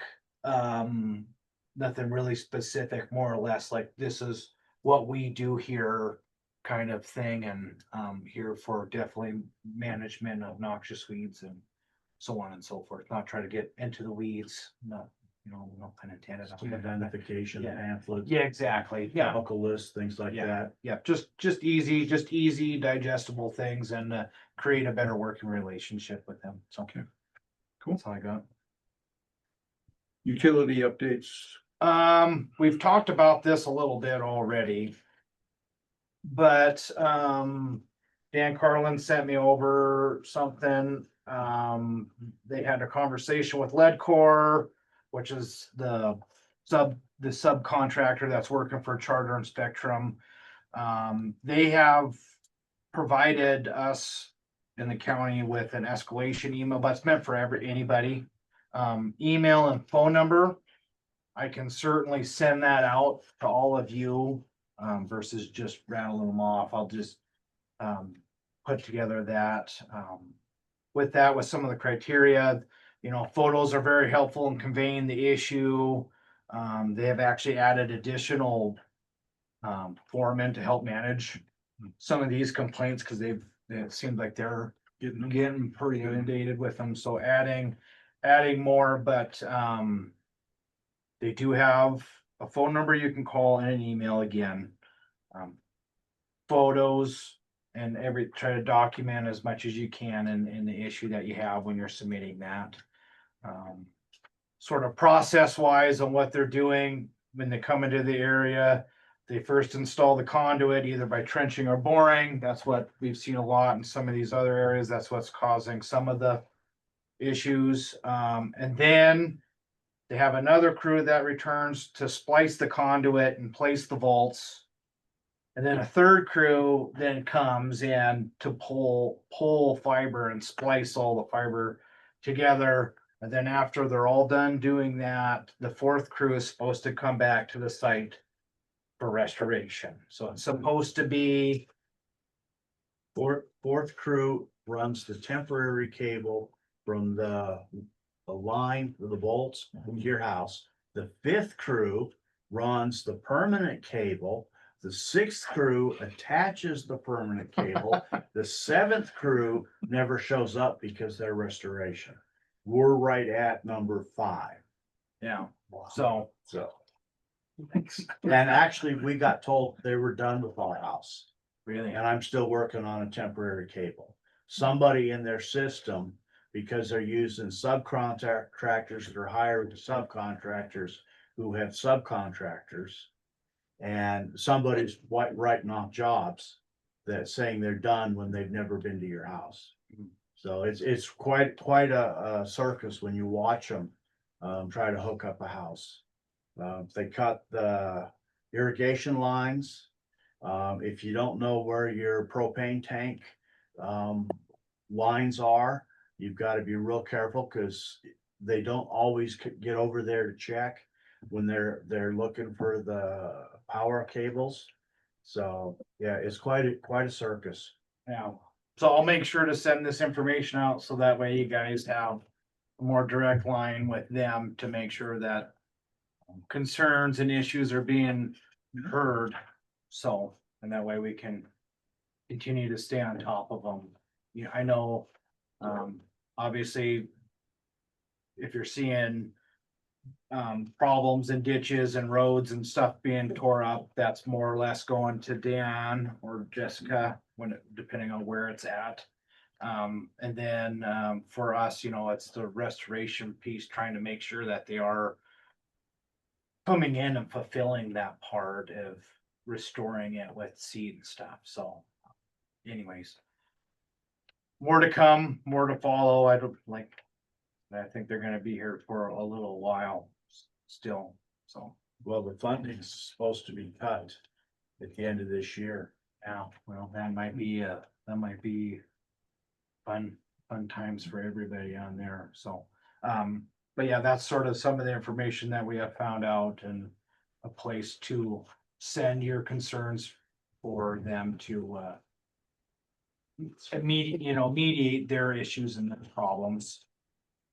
And I will write this up and send this out to the weed board, the information. So, You can challenge to, it doesn't help us on public land or, excuse me, private land or those types of utility easements, but at least on our county roads and our rural improvement district roads, we do have a process to close out those permits when they say they are done, before we'll release that and then release the next batch. So at least on those county roads and those things that are our jurisdiction, we do have a little bit more control. That doesn't help us in the broader county. Are they required to put in a bond or anything financial wise on those? Not to my knowledge. Just be nice to have it to hang over their heads. The county has allowed Get these things done. franchise agreements, the commissioners have signed franchise agreements to allow, to allow this to move forward, recognizing, there is benefit, right, to rural internet. Right. And that provision, so there is that acknowledgement, but that also does come with a complaint process and how we can move forward there to Okay. hold up both ends of it. Cool, thank you. Okay, board initiated non-compliance. Who wants to take first shot at Okay. it? Just in my travels, I've noticed, not recently, but over the years, we've got a lot of areas that would be considered non-compliance. And I brought this to Christian's attention, actually years ago, let's go way back before I was even a board member, I brought it to Judith Ann's attention. Helena Valley Irrigation, and the leafy spurge that's on their bank. I know we had conversations, Christian did indicate that he did contact them, letting them know that you guys have an issue. I don't think that there was ever anything formally done with that. It was just probably a informal, hey, can you guys address this? yeah, more diplomatic or just a working together. Yeah, friendly Yeah. reminder. And obviously they're aware of it. I mean, they've got a contractor that does work on that. That whole, I think it's 23 miles of Helena Valley Irrigation. The one that I see is right, Green Meadow and Mill. I drive by it almost daily and over the last 4 or 5 years, whenever I first brought it to your attention, doesn't appear that it's reducing in size whatsoever. So, and again, and Dave, you and I've talked about this, I mean, these waterways, that leafy spurge, when it pops and distributes that seed 15 feet away, and it's flowing throughout our entire valley, and these people are pulling that, whether they're flood irrigating or it's going through a pivot or a wheel line, whatever, dispersing that seed everywhere. So again, I think that something really needs to be done from our part. I know in our email conversation, we want maybe don't go as far as the non-compliant or really beating them up on it, but actually we should. That's a huge deal. I see it on 10 Mile Creek right on McHugh, and again, you and I have talked about this and the chemicals and because of the water, but there are aquatic chemicals out there that granted, they're not ideal for leafy spurge. It's a difficult one to get killed, but to do this every time you drive by is not the answer. And we all see it, and another one, I don't want to sound like the whiny ass person here, but I mean, I drive out Montana Avenue and along the ditch there, going out to Bob's Valley Market. It is just, it gives me anxiety. That's all I can say. The white top, the Canada thistle, the leafy spurge is just out of control. And as a board member, I think that it's important for all of us to have that on our radar, you know, this is people that are coming from Great Falls and they come down, if they don't get off if they get off the interstate at, Lincoln Road and come in, people see that, you know, I mean, I have the same issue with Missoula County and just before you get off Reserve Street, that whole hillside, leafy spurge. Other areas of concern. Helena Regional Airport, I was out there spraying last week, not on regional airport, but in that area. And, you know, and I noticed earlier the white top that's right there on the corner of B Street and Bozeman. It's terrible, you know, and again, that's an area that, you know, we've got high water table in there. It's kind of a riparian area. But, you know, we gotta be careful, but there's a lot of stuff that's way far away of it, that's terrible. I sent you guys a picture of the spotted knapweed, and I know if you go further towards the tracks and follow that road out just south of the city lot, unbelievable, the knapweed in there. And I guess the thing is, I mean, what is our next step? I'm tired of driving by it and not seeing anything being done. And I get it, you know, we don't want to ruffle feathers of city of Helena or any of these big Montana Rail Link or Burlington Northern Santa Fe now that has that right away. I mean, I spray over here off of Joslin and the leafy spurge and the white top that's just on the north side of a property I spray. Oh my God, you know, why aren't they doing anything? Why aren't we holding them accountable the same way that we do the small businesses in Helena? Because the day I talked to you, I was a little bit worked up because I had an individual bending on my ear. It's like, we just have 2 acres and there's nothing here. What is the issue? And then seeing all this other stuff, we've got to do something, you know? Yeah, I agree, especially with the larger landowners like the airports and then they're public entities. We pay thanks, Rob. Well, I mean, we pay those people. It comes out of our funding. Roundabout, it comes out of. But I do think that the weed board has the authority to put people in non-compliance. So I just don't want to be to the point where we're all out there nitpicking everybody. And I agree with you, especially on the highways, the right of ways, those types of areas, they need to be cleaned up. so Chair Birch, one of the issues that I struggle with almost daily is when I'm working on a project or an individual property, the first thing that the folks are doing is saying, look over there. Look at the city of Helena, look at the county, look at BLM.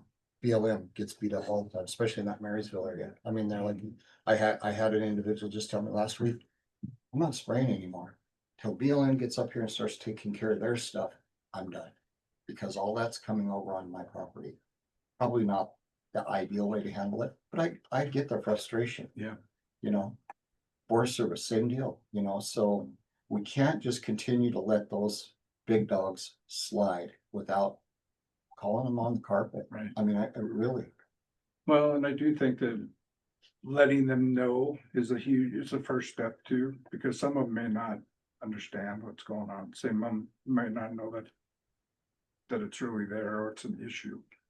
But I do think it needs to come to their attention that there's an issue there.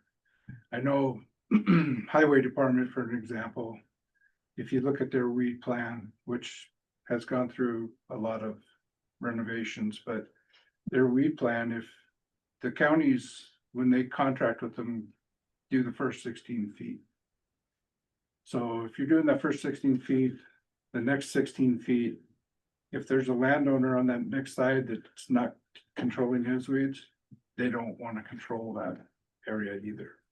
So it's kind of the opposite of a landowner versus the highway.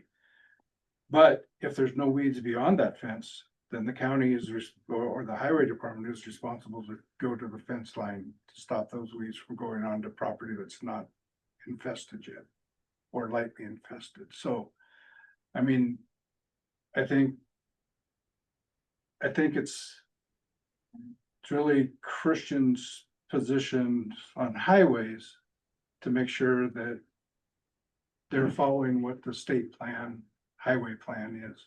If there's an issue that can be taken care of in solid weeds, then I think Christian would talk to the highway department people and say, hey, we're gonna spray this area.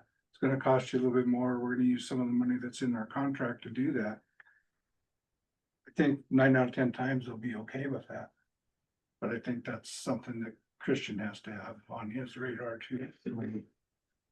And just another example of areas that are being neglected, and not you guys by any means, when I see in the picture of the sign, weed management is handled however it's. Or no spray sign. No spray sign Yeah. in conjunction with landowner and Lewis and Park County Weed District.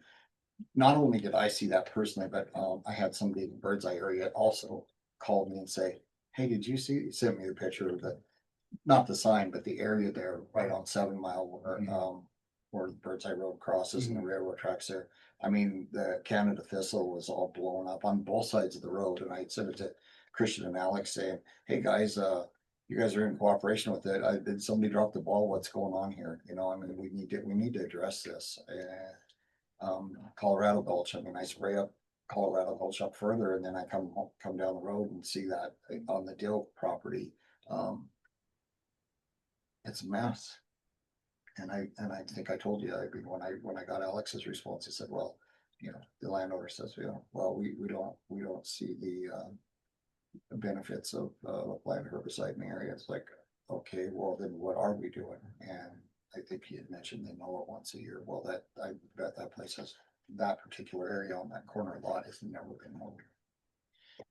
So again, you know, and I'm not talking to me personally, I'm talking to a lot of my customers. They are extremely upset with BLM, Support County, the city of Helena. I see it in town. I'm just sharing the news. So I have a thought. So we've been at this, I've been coming to these meetings since 2003.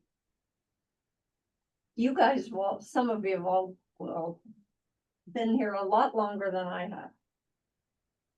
But because we have not held anybody's feet to the fire in 20 years, we're down the road 20 years.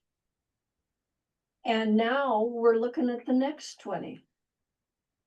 And it's not fair to those of us who spend money, lots of money, to do our property.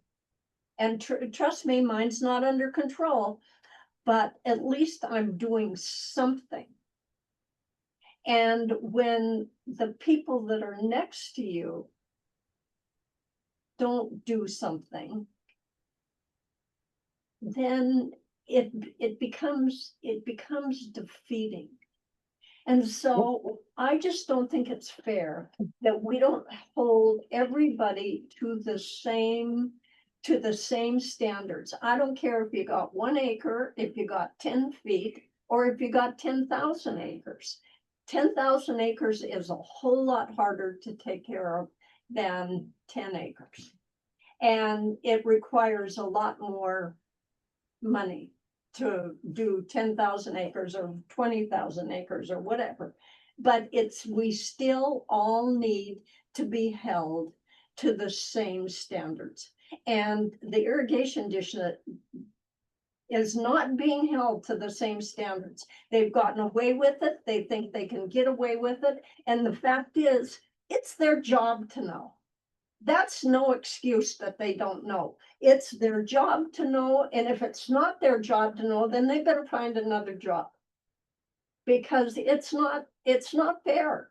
And I could be speaking out of turn, but that's the way I feel. And I think it's fair for everybody to do what we're asking of some. And I don't see the compliance stuff, but by God, they got to be held responsible. Yeah. And I don't. Well, Mr. Chair, and to add to what you're saying, I think for a lot of people and a lot of entities. There's a tendency when there's problems on the periphery that they may not think are particularly bad, or is to, well, let's ignore it until somebody comes and knocks on our door. And I think, you know, we can do that politely and just remind that this is our job, is to help control weeds in Lewis Clark County. We're here to help. We see an issue of non-compliance, but if nobody's knocking on their door, letting them know that we're aware of it, I think a lot of entities are going to try to skirt that because it takes time and money, right? Yeah. And so I would tend to agree that maybe we need to blindly, though there's a right way to do it. And a wrong way to do it, but The right way is like, how can we help you out? Mhm. We see you have a problem. How can we help? It's kind of hard for somebody to slam the door in your face. So You know, in response to that, we've talked about this before, you know, I mean, usually when people get a non-compliance letter, it's pretty harsh, it's pretty direct, and you've got 10 days to respond to this, you need to come up with a 5-year weed mitigation plan. Why wouldn't that be also, I mean, what you're talking about being the same avenue that we take with the individuals that have property, because that's not how they get handed the non-compliance. So They get approved. I mean, you guys aren't out there going, hey, you got a problem, you know, what can we do to help? It's usually, they get a letter saying, you're in non-compliance, you need to address this ASAP. But if you're gonna do that to me, not me particularly, but like as a landowner. as a landowner, as an individual landowner of 2 acres, wouldn't you do it across the board to everybody? Handle it all the same? I mean, that seems fair to me. Whether it's Helena Regional Airport, Valley Irrigation, you know, Rail Link, I mean, it should all be handled the same. And maybe that'll have a little bit of more bite to it. I agree with that. I think that, I guess in my experience, and I know in talking to a lot of weed coordinators, once they send out a letter, it usually turns into an education thing. So I'm fine with that, but at least that gets the landowner, whoever it is, involved in what they need to be doing as far as weed control goes. And if they put a plan together, that's great. If they don't, then I guess we take it to the next step. The problem being that next step is, or even the step after that. And that's why I think that this legislative stuff with EQC might help us a little bit, is that you got at least 56 different county attorneys interpreting the same law, and they get 56 different ways to interpret that law. And unfortunately, most county attorneys won't take this on because it's a waste of their time, basically. When they're dealing with other issues, bigger issues, even though it can be a big issue, I mean, they don't see it like that. And that's one of the things that I think we need to address in the weed law, is getting the compliance thing straightened out to where everybody is doing the same thing. Because if we're not, then what's the use? Because we're doing 56 different things. Exactly you know, that's my point. If we're not gonna address it accordingly, what are we doing? Why are we here? So I guess I would say I would like to see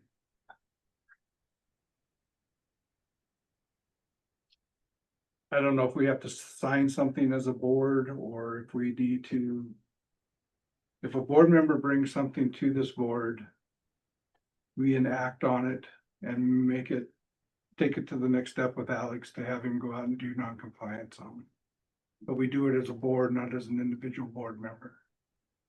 See, I agree with you 100%. And maybe it needs to be the board versus putting all of the bad news on Christian. Yeah, but the board doesn't have the authority to do it. We have the authority to write up a complaint, but we don't have the authority to go out and actually do non-compliance. Right. But then Christian can back us up.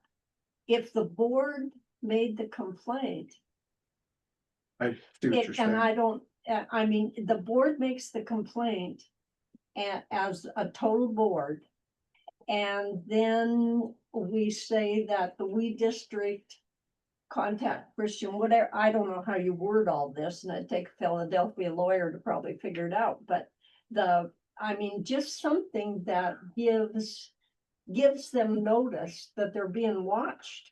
And then Christian can come in and say, you know, we've got a plan, you need to put a plan together. We don't want this to get nasty. We appreciate, you know, that you're trying, but it's not hard enough.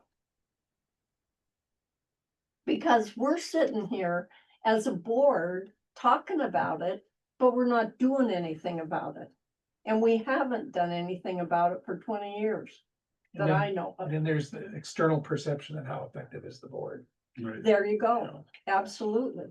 And, you know, I mean, when Christian came on board and Jade came on board and we started with the bylaws and we had some scrabbles. But I think that we all work together and we try to put something forward that's gonna make it better for all of us. And I think we work well together. Unfortunately, Christian's the boss and he gets the rough end of the deal. But it's not easy. But if we don't stand up, then there's no reason to really have us. Because we're not, and most people, even though it's their job, they probably don't even know what those weeds are.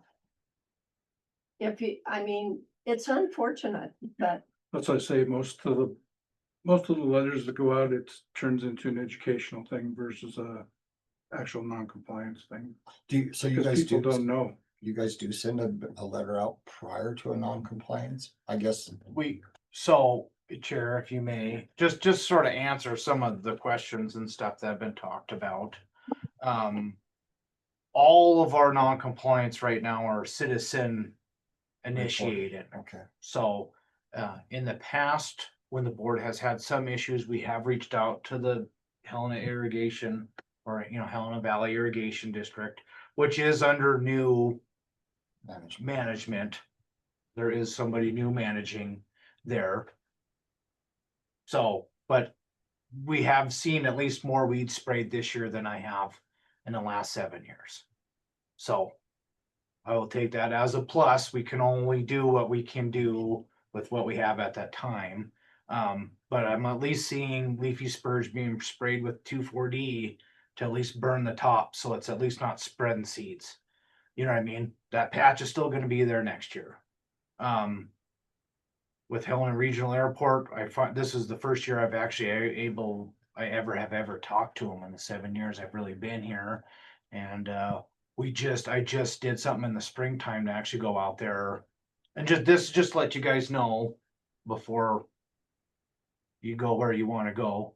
But I did go out there and did calibration, noxious weed management, weed ID. I even went out there with the couple of guys that do most of the spraying and went and looked at their equipment and tried to help give them some tips and tricks and some new things that they can use. You know, they're using stuff that's like 20 plus years old. So like anyways, so we've been working on that. Going back to the non-compliance stuff, usually what happens is we get a phone call. We do not do anonymous complaints either. So you do have to put your name down. We do not send that out in the letter. Their name's not sent out. But if you were to ask, then yes, here's the report here's the report, turned in by Jane Doe or John Doe. So that's what we do. We go out. Alex, then we get it as received in our cool little app that we have, or we get it received. Alex goes and then gets it planned out and goes out there, does an inspection. If we do get a lot of nuisance vegetation as well as noxious vegetation. So we go out there to make sure that it's not nuisance, it's noxious. once it's verified that it is noxious, then we send out that first letter, which is called our voluntary compliance letter. So it's not certified. And a lot of times that's our first time initial outreach to it. It's a little straightforward, but it is softer than the actual Okay. certified one. But I mean, I don't know how you know, you're reading the law, so that's Right. still pretty blunt. But anyways, with our contractor list, with all kinds of other stuff, Alex does a fantastic job. He might even put his weed sheets in there too, of some of the ones that he has in there, which lists what herbicides to use, multiple ways of, anyways, that all goes into the first letter and we send that out to them. And within that, there's a voluntary compliance sheet that actually signs that that's essentially like a 1-year plan that they're gonna manage their weeds for that year.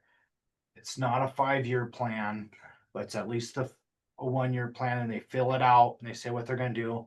And most cases, it ends up being an education thing. And we have had multiple success stories on people coming here doing rentals and now managing, 30 acres of spurge down to 5 in the last couple of years, doing really, because they didn't know any better. So, but they have 10 days to reply on that first letter. To either submit the voluntary compliance plan, which is for them to, they can do whatever they want to do. It's an integrated weed management plan. Sometimes it's mowing, sometimes it's biocontrol, getting on the biocontrol list, herbicide pulling, all those things. We try to encourage people to do integrated weed management, not necessarily herbicide. Some people don't want to do herbicide. That's just the way it is. It's it's hard because we're in this place where it's still their property and they can manage it how they want to. And if they still are using one of the methods of integrated weed management, that's okay. If you do timely mowing on spurge, knapweed, Canadian thistle, the law doesn't say you have to eradicate it. The law states that we're not supposed to allow them to propagate. And I know we get the weeds of things like, well, you still got roots and all that stuff, but that's anyways. So then they don't do anything. That's when the certified letter goes out. And that is not the very nice letter. We don't say anything mean in there, but it's blunt. Like I said, it's the law.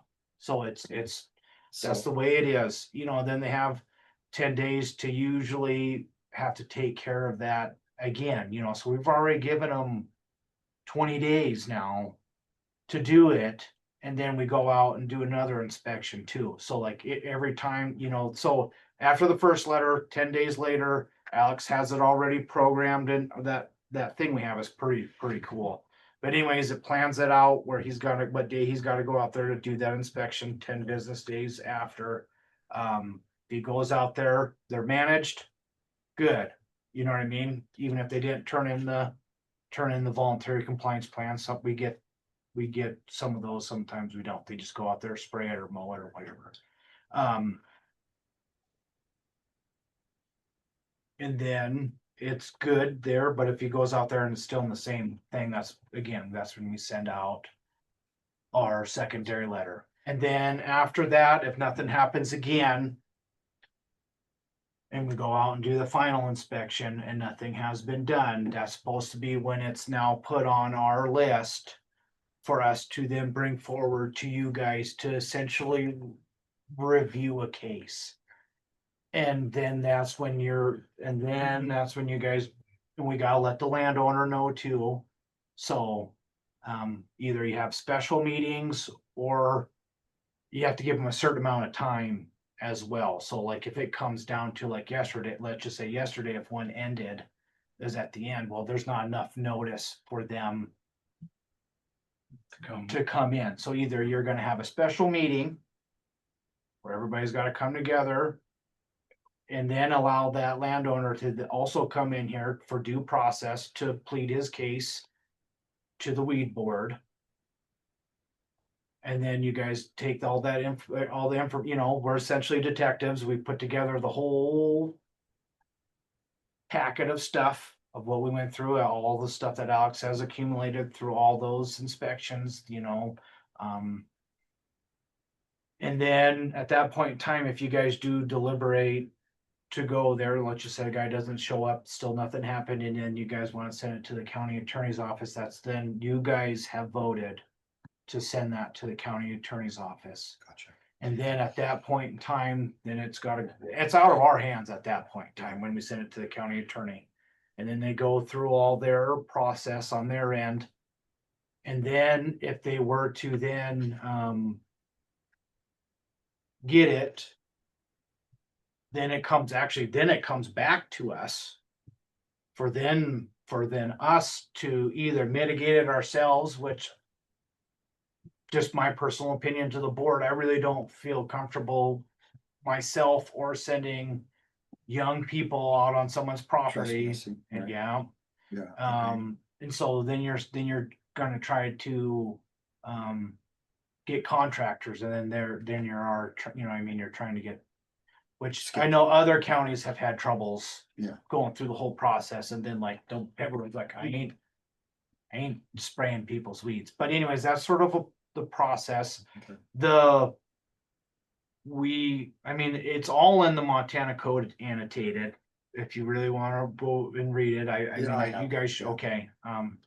Obviously, we're board members, we should know I, a lot of it, but anyways, I don't mean to try to talk in circles too much, but it's sort of, Quite a process. it is quite the process. I suspect, Sorry, Chair. So I think, one, it's quite a process. Two, I think if this is a road that we want to go down, you know, it's gonna have to be a consistent one, right? And if we're gonna do, you know, Helena Valley Irrigation District, then we're gonna do the airport, and then we're gonna do BNSF, and then, you know what I mean? Like, we want to do that to one, we have to be prepared to do it to all, I think. And further, I think, you know, as Christian mentioned with this process, this must come from the board once it goes to that stage. And that does require either, you know, on a regular meeting or special meetings, or it is going to take quite a bit more, I'd say, engagement. And not that you're not engaged already, you all are, but I mean, it may take more time and more meetings to go through that process if we want to. So I think that's something that it's important to consider. And then, you know, we go through that whole thing, and then are we gonna be able to get a contractor onto these properties? Are we gonna be able to get staff onto those properties? And that's something I think we have to have a really realistic conversation about, you know, before we consider that path. And I agree with you. It's like we'd like to do something and before it gets to that point. Absolutely. So I don't know exactly how you do that, but I don't know, we can't continue down the same Sure. path we're going. Because we've been doing this for 20 years. Sure. So That I know of. So, and that's a question I have, being very new to this part of the district. What contact has happened in the past with Helena Valley Irrigation District and the railroad and these entities? Have we contacted them from an educational perspective in the past? I think Mr. Chair, Jessica, I have worked with BNSF. Okay. And just like every other entity, they have contractors Sure. that get a bid for 3 or 4 years, and then it changes, and then Sure. it changes. The one previously would always contact me, let me know. Even the gentleman would come in here and talk to Okay. me. When they're spraying and doing that, this year it was another contractor, and he just emailed, he went through Montana Weed Control Association and must have got all the counties in which they were gonna go spray. And they just emailed us saying that you know, this date through this date, we're gonna be through your guys' counties spraying. And I did reach out, and he sprayed on the 7th of July. I guess and just another thing too, like realistic expectations of some of these entities. Everybody has budget restraints or a certain amount of budget to do stuff. But like for like what I've noticed with like the railroad, just as an example, is you might get it on if you're lucky, a buy-in, you know, like every other year you might get a spray, and it might be every 3 years you might get them to come through and spray. Cause it's not just spraying in Montana, they're spraying, you know, they're doing like they split the United States up into quadrants and where their folk, you know, where those contractors are going through their 3 year or 6 year cycle or whatever. Are we able to work with them more collaboratively on weed management plans? Maybe not the railroad necessarily, but perhaps the airport, Yes, for definitely the airport. I feel like I've tried to do my job here and try to alleviate possibly going to non-compliance. right, And trying to be, you know, diplomatic or helpful, you know, and trying to work with them. I finally was able to get a hold of them this year, and in the previous 6 or 7 years I've worked here, I really haven't ever had contact with them. After this meeting, I was hoping I could draft an email. If you guys want to review it, I can certainly send it out for your review, but I've worked with Clayton. He seems to be the more or less the manager gentleman out there, and a whole other slew of things. He, you know, just like everybody else, he doesn't wear just one hat. He's got all kinds of hats too. To just try to work with him and maybe express the importance of uh, how important it is to have a weed management plan, so that way you're just not running around and just spraying here, like actually sit down and work with them to like spray the edges in the roads that you're working on, right? Like everything that's on the other side of the fence isn't necessarily the problem. It's not being spread around by too much besides your maintenance staff. You know, there's not cars and stuff going, you know, so like to actually like sit down and have a good conversation with that gentleman to maybe actually get something put in place for him too,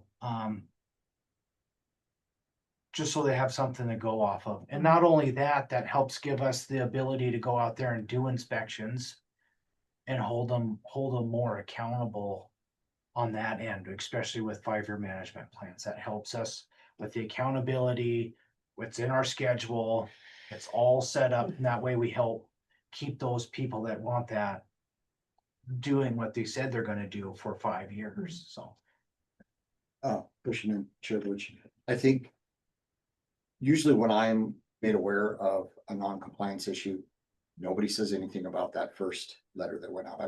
This is the first time I've heard of that. What I'm They hearing. think the first letter is the real letter. Okay, but usually when they contact me, when I have customers contact me, they're talking about a 5-year weed mitigation plan and they've got 10 days to do it, et cetera. And maybe I was so just misinformed there, but I think, you know, I love the idea, and we've talked about that before, getting a nice friendly reminder that, you know, you've got an issue and we're here to help. I mean, I think that's the important part, because we all are. And again, as many of you know, I've asked to be removed from the contractors list because years of ethics and compliance training at Blue Cross, I don't want to have crossing lines that I'm trying to drum up business by any means. So I'm like, I'm out of that. I don't want the business. That's not what my goal is. My goal is to, let's get this stuff under control, because it continues to blow up. You know, it's just worse and worse every year. And I think that would be nice to have, like, if you guys do have an area of concern or an entity, especially like a state or federal entity, to have something of just a letter that expresses concern, you know, and we need you to talk to us about what you want to do moving forward. And us, I mean, you guys, I'm speaking, you know, not necessarily me, but on how they want to do that and what can we do to help, whether it's to get a NOFO or whether we can put in for an MDA grant. You know what I mean? Like there's a lot of options, you know, that we can do to help people out, and trying to use those avenues, I think are more approachable, and people are gonna be more willing to do mitigation of noxious weeds, you know, especially if we're, hey, let's do this. We can help you come up with money, so you're only spending half, you're getting twice as much work for what you're putting into it, Right. kind of thing. So Did- Excuse me. Didn't we, in one of our meetings, discuss this, that we needed a softer letter? Was it me that was supposed No, we to did draft that. that letter? No, the letter actually came out of Carbon County, Banishment. Oh, right. yeah, Whatever happened to that? I don't know. We've looked over our first and second letters, and I think I'm pretty sure they've even been legally reviewed before. So that they're, like, we get the thumbs up, you know, on those, but I'm talking more or less like an introduction letter, I guess, is more or less like what I'm Maybe trying to we say. Than I am, I don't really want to mess too much with the compliance stuff. That is sort of, that's just where I am at with that. I mean, we'll do whatever you guys want to do, but like that process is pretty well put together. I would like to, we would like to review it again this fall, winter, with our legal department again, to make sure that we're going there to make sure that we can go the distance if we want, and that where we can have those conversations about contractors doing it But I at the think you end. need to have it because the weed law is fairly specific on what the board has to do. Yeah, But I think that and I guess I go back to some of the things that we talked about earlier, is holding people to the same standards. I don't know if we need a softer letter, because it's just another step in the cog. If we're gonna hold other people to different standards, then I think we're doing just justice to that, to those people. So I think we take a strong look at our non-compliance letters. Okay. And if we don't meet until September or October, right? Correct. We're not having a meeting next month. I think we should. Is that not, no? No, we already skipped it. I'm behind. Yeah. I think it's actually what I think we should probably do is I would volunteer myself to do it, to be on it, but I think if we could get three of us to look it over, to come up with some kind of a suggestion or some kind of a plan that we're gonna do, and discuss it at the next meeting, because I do think we're gonna have to have, I think it would be best to have the county attorney available as well. So we understand what they're coming from too, because in the weed law, it says that we have to have a court order. So to me, that's pretty specific and pretty, how, it says the board has to do it, but how does the board do that without the county attorney's okay on that? So, I don't think it's gonna be a quick fix, but I think, well, we can just keep talking about it. Well, I think getting the letter out, the initial letter out to. yeah, I think we're fine with our initial letters. We can get it to Helena Regional and, you know, BN. SF. yeah, so the court order piece is, If we're gonna go. if you can't see the weeds in the parcel of land, that you can get a court Yeah, order see. to go on the people's property to find the infestation. A lot of times what we're doing is we're finding it either from Right. the right of way And that or thing- the landowner that's turning them in. Right, and that Takes thing us really to- doesn't make any sense to me, because I probably had a portion of writing that thing, but if you can't see the weeds, why isn't it issued? Why are you getting a court order to go onto my property to look for stuff? Yeah, You know, you won't, no court will ever give you that approval to go do that, so. Yeah. So yeah, I mean, this thing is fun. You can see how it has been piecemealed Yes. together and It's them been trying a to week. fix. Yeah. Yeah. So, So- but yeah, but most of the stuff that we do is either land, I mean, we do have quite a few landowners that are like, come with me, sir. yeah, look And across. we're gonna hop on the buggy here and we're gonna go for a little bit of a drive. Yeah. And you go out there with them. You don't ever enter their people's property, but like you taking pictures from the edge of the fence and there, or you know, so on and so forth. But like we don't, unless you do have that court order, you can't go on anybody's. So that's interesting. How does that work? I mean, tax guy, Department of Revenue, they can actually access property, can't they? I would, I mean, same with I the don't know. meter. Unless it's posted. I think Kevin Conley told me that once. Yeah, I don't know, different rules, different department, I would Doesn't- imagine anyway, so.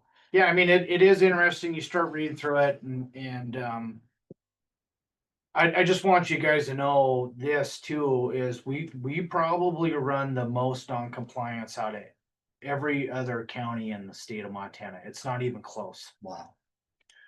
I mean, yeah, but Ravalli County might get 15 or 20. We're at almost 118. So like we're pushing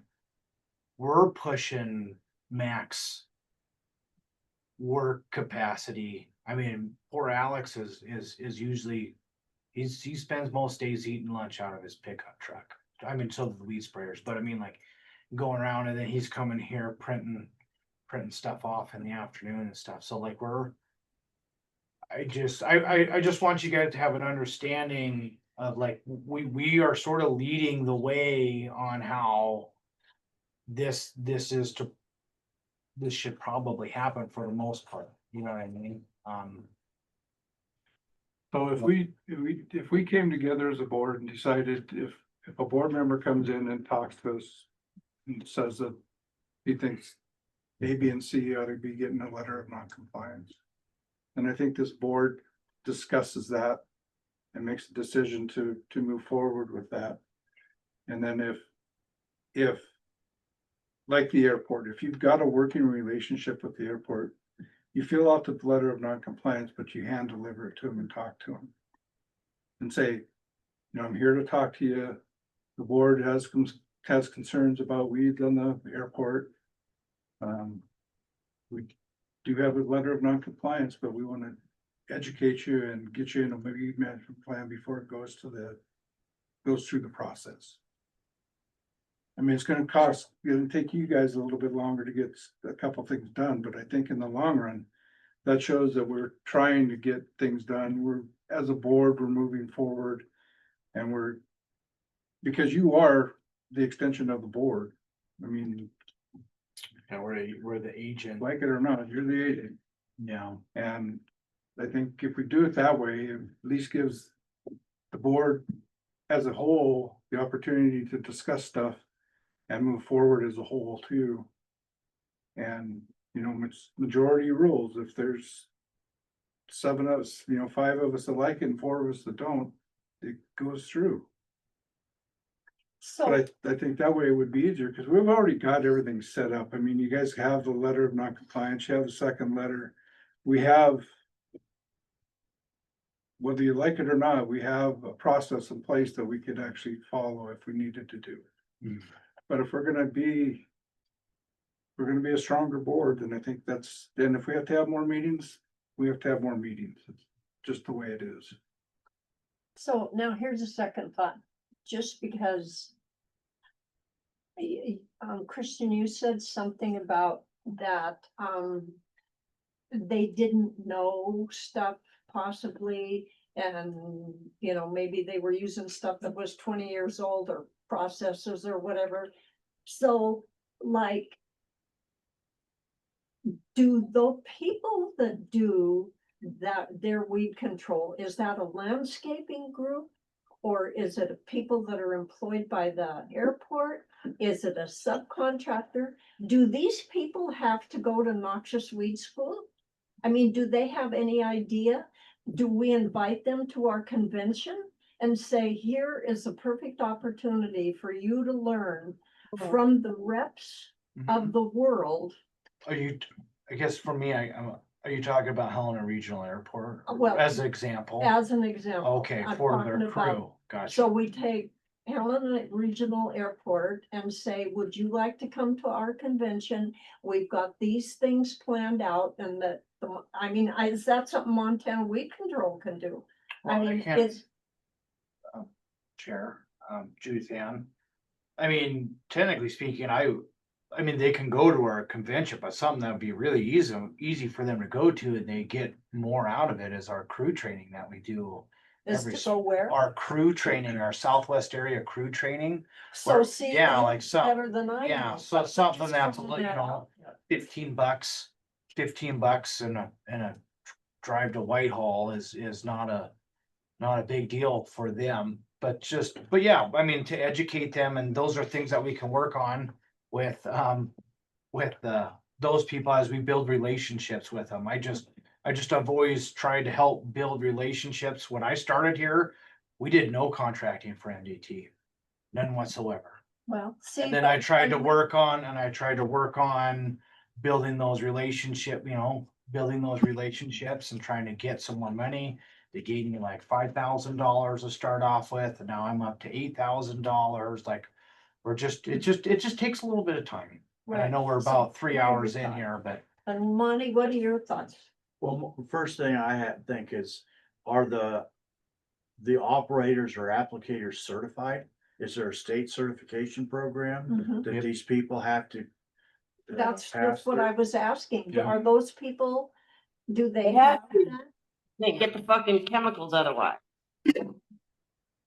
okay. Yes, I would imagine that either they each have one or somebody has one and they got them, and they have them as operators. Right. Underneath of them, which is then your responsibility as the head person of holding licenses to train your operators to make sure that they follow all the rules, regulations and laws. What did So- Shelley say? She said, yes, they're supposed to have a spray license. Oh, they're supposed to have a spray license. Well, yeah, like for us, for me, you don't have to have a spray license to spray most of your stuff on your property. And we do that all the time. There's there's unrestricted and Mhm. restricted use herbicides, Right. right? Most people can go, everybody can use unrestricted, okay? But now I work for Lewis and Clark County. Even though that they are unrestricted use herbicides, I still have to have a government applicator license to spray for Lewis and Clark County. Right? So, because I spray for a government Right. agency. So Helena Regional would also be considered. I don't- They wouldn't fall under that Yeah, I classification. don't know if they're. They're a guy that They're a works around government asking. board. No longer Yeah. classification. It may not be that same one, but if you are trying to spray restricted herbicides, you have to have a license. If you are spraying on somebody else's property, you have to have a license. That's the way that works in very general terms. If it's So- restricted herbicide, yes, but if it's non-restricted, you can spray your neighbor's property as long as it's not a restricted herbicide. And as long as you're not being compensated for it. Right, Yes. and not being compensated for it. Yeah. People that like Christian or Stacy with a commercial license have to have a government applicator license. So I would think that if I would think that the Helena Regional Airport would be a federal agency. They would have to have a license to spray, whether that's one person. And like Christian said, his employees being under his license, they can do that. But somebody out there's gotta have a license to do that. Unless they contract out. I think the guys out there do some spraying. They on the do, lawn, obviously. they don't do a lot, no, they do have some. I'm friends with the guy that works out there and he said something about spraying, cause he actually, like a year ago, asked, what should I use for this? I just, he was talking about knapweed. I should call him up and go, hey, man, I told you what to use. Why aren't you doing it? No, not my deal. Okay, so You were at subcommittee. for yeah, possible sub. I don't know if we actually need it now that I think. I mean, if we're gonna follow what we've already got in place. Let's go with it. Let's do it. Well, and this will give us something to work on throughout the winter. Right. Get it rolling and make these contacts. I mean, we might be able to get in touch with some of these folks and say, hey, and again, Christian, the education part, we're here to help you. Whatever you need. Right. The training, like you said, that would be a great opportunity. They could send a couple of their guys down there, like you said, for $15, big deal. Yeah. They're off work for a day. Right. Well, so let's try it out. Let's try, you get a hold of the airport people again, cause you were gonna do that, Amy. Yeah, And Helena Valley Irrigation. And see what they're doing. See what their plan is, see what their process is gonna be for this fall. Even though we'll be a little bit late, but that's okay. I think Helena Valley Irrigation, Jim Foster retired and his position was filled, but Sharon Foster, Jim's wife, is still there and she kind of runs the show. Oh, really? Is that the way it goes? Just from our experience working with the irrigation for our The property. same with our experience Yeah, with projects work, yes. yeah, I so actually sprayed the Hero Irrigation District for a couple of years. you did, well, then, oh, But we did the whole thing from the lake. yeah.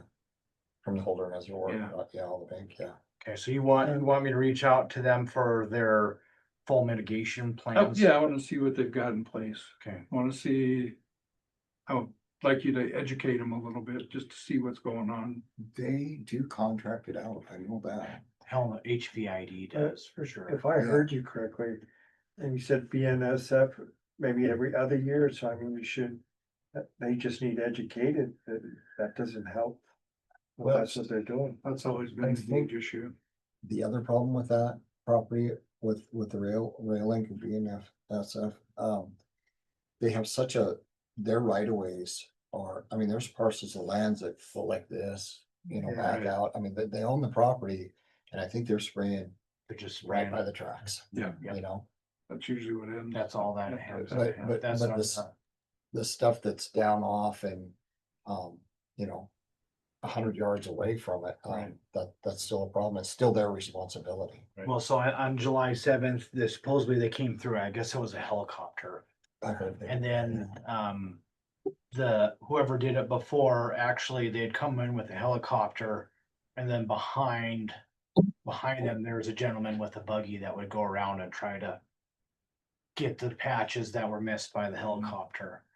A lot of their problem is, especially going down next to the highway, where does the highway right away actually end and where does their road start? So that's always been an issue that's why they've sprayed off the track so many feet and not worried about the rest of them. That's Did I BS. go- So that's them telling you something to get away with not doing stuff. Because in this day and age with GPS, everything, they know exactly where they are at all times. There's no way an organization like BNSF doesn't know that. I can guarantee you they know exactly where their right of way is at every minute of every day.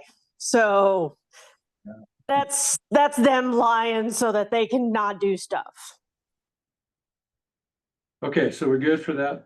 We'll see where we Yeah, go. I'll make sure to reach out to HVID and Helena Regional Airport to see what their fall mitigation plans look like.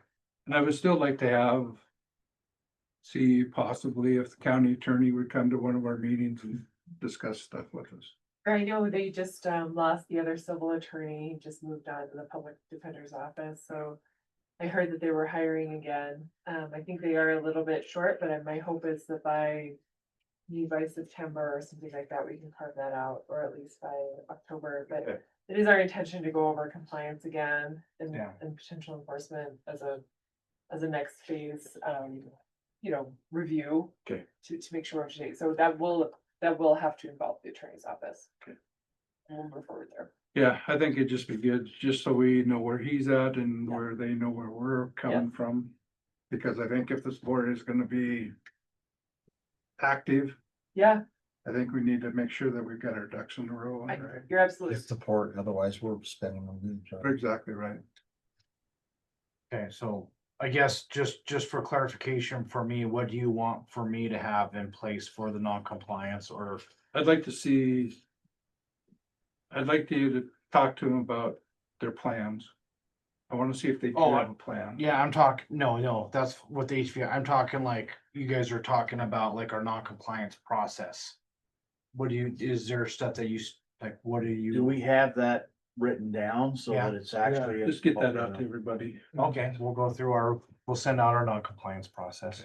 Do you want drafts of the 2 letters or? do you I have wanna like see a- the letters, the exact, Okay. the stuff that goes out that Alex sends out or Christian Okay. sends out, just so we're all on the same page. Well, I'm gonna give all that credit to Alex, cause Alex does like 99.99% of. Then that way we can take a look at it and sound semi-intelligent when the county attorney's here. Okay, so So we'll, we know what we'll we're send doing. that out for you guys to review. Yeah.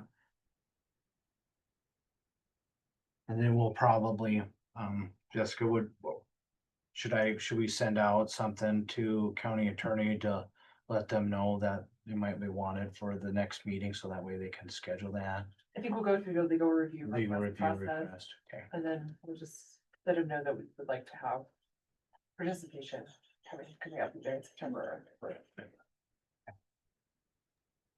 If you're gonna be That'll be talking to, sorry, if you're gonna be talking to, whether it's BN or the airport or any of these larger entities, the irrigation district, et cetera, ask them how much they have sprayed this year and where exactly they have sprayed.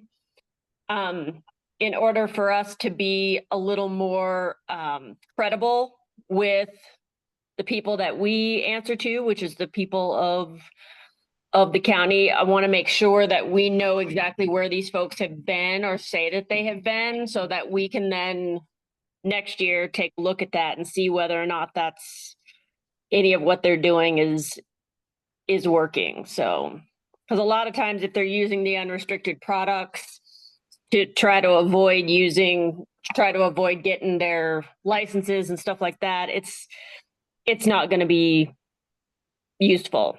That's not what BN's doing. That's, but I don't know what the irrigation district or the airport's doing. So I guess the other thing too is if you're talking to these people and they wanna invite them to come to the board meeting. Yeah. So we can talk to them face to face, and you and Alex aren't the only ones pestering them that way. And I think I that, think, Chair, they both have boards as well. Perhaps we could be a guest at a board meeting. Sure. Yeah, that'd be fine. Oh, okay, Yeah. we could send Yeah. out, either, we Right. can invite them and then we can find their stuff. Yeah. Yep. how many boards are there in So this? Christian, the one I had over there on Juniper was a voluntary, that's the one he had, so he didn't have the other one. He called it all that. And that wasn't even Why certified. not? No. Why not? I think I we all know. should. Yeah. So I just looked at the back. I had it. Get better results that way. Yeah, yeah, Okay, are we all good with that? I think so. Go that route? Okay. Support letter for Fed funding and resources, by October, I'll have something put together. I'm going to Utah for at least 3 weeks, so it's gonna be a little tight, but I'll figure it out. now what's that? Moving my son back and his family, and there's 3 families and 3 things I have to move back, and Oh, so what, were you talking? that's for the support letter for federal agencies. Oh. Cause I think what we'll do is send them to our Congress and representatives, go that route first. And tell them that we're concerned about federal agency funding and trying to get boots on the ground back here, so. We'll see how it works. We still know that we're concerned about it that way. Right. Right. And I guess we're gonna basically say that in another letter to Emily Platt also. At the Forest Service, is that what you're I'm talking talking federal? federal, the higher level, the congressional people. That'll trickle down to the Forest Service and BLM and Okay. that route anyway. Okay, the Big Sky AmeriCorps. Is there an application out? The application period has not opened yet, Chair, but I believe it opens soon. Okay, If that's something that we want to consider, they haven't released the pricing for this coming year yet, but last year it was 16,000. I would imagine it would be somewhat on track with that. That is something that we would want to move forward with and apply for. We would have to request a budget change before the commission. would we have to, or could we use we can We use talked our about using funds? the other funds, you could do that as well. But we would want to make sure we had that budget accounted for, and then move forward with that application process. I don't think it stays open very long. Right, So it may be that would open and then close before our next meeting. okay. So is the board okay as if you get that, can you send it to me, The application, the application? absolutely, yeah. If the board's okay with it, we'll fill it, depending on when it closes and all that kind of stuff, if it closes before the next meeting. Is that something you guys would like to pursue, is to have an extra person out here doing stuff with us? We got funding for that. Do we have a set of defined projects that we'd like to? I'm sure we can come up with plenty of them. Mr. Chair, Monty, that's very key because that has to be outlined clearly in the Right. application. This is very clear. This is not taking on staff work. Right. Just adding additional capacity to your existing staffing. This person would be taking on a special project. And one thing I think, potentially, I mean, there's many things, but really an education and volunteer program or something like that, getting something like that off the ground. Social media can be a very great option because people are young, they're very generally tech savvy, more so than any of the rest of us. So that can certainly help. Mapping. Yeah, so something like that might help us reach some of our younger population that is, not listening to the radio, they're not being reached in our traditional methods, something to that effect. Volunteer coordinating, putting together, dates and generating more volunteer effort, Yeah. through that capacity, something like that. But other special projects that the board would like to work on, identifying those, outlining what that would look like would be very, important.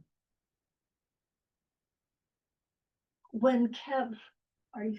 done? Yes, please. Yeah. So when Kevin came to, when we had our spray days, I called him Alabama and what was it? Alabama and Georgia. Is that what it was? Yeah, that's where they Yeah. were from. They're MCC fellows that are for our forester, but we kind of just been kind of pass them along the office, and kind of they've been coming out with each resource specialist. So I used them on a couple of spray days, and I might have burnt them out on spraying weeds, though. I had them backpack spraying at the last one, so I don't think they're as keen to spraying anymore. Well, those girls were darling and they were. Oh, with yeah. Weren't they with Um, AmeriCorps? Was it Yeah, so different? it's Montana Conservation Corps. And so those ones were fellows, and the way like MCC works, you can kind of get them for certain projects. And so like that's what I've been kind of utilizing is their wildland restoration. They're only for spraying weeds, reseeding or re-vegging. And so yeah, that kind of avenue gives you people that are for kind of a specific resource specialty or something along that line, where the Big Sky Watershed Corps is, at least from my understanding, is kind of more of a broader scale, and like you guys were mentioning, for a specific project. Well, they were darling and they were full of energy and ambition and cute and.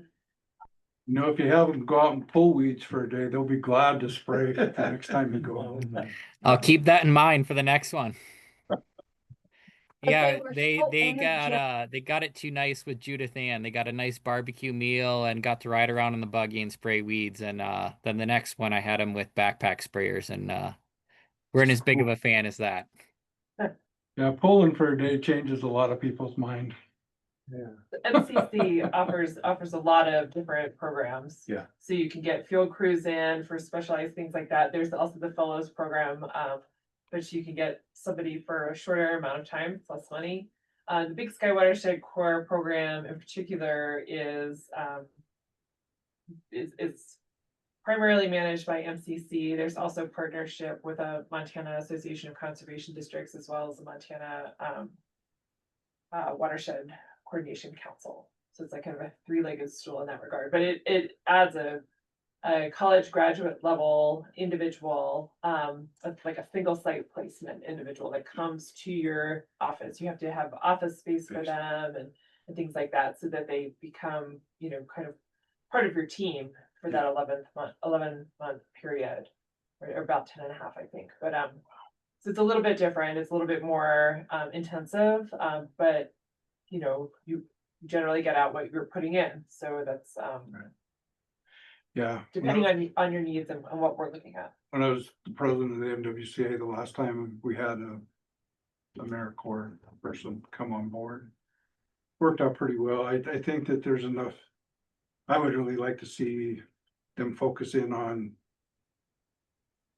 putting spray days together, polling days together, working with the landowners, mapping.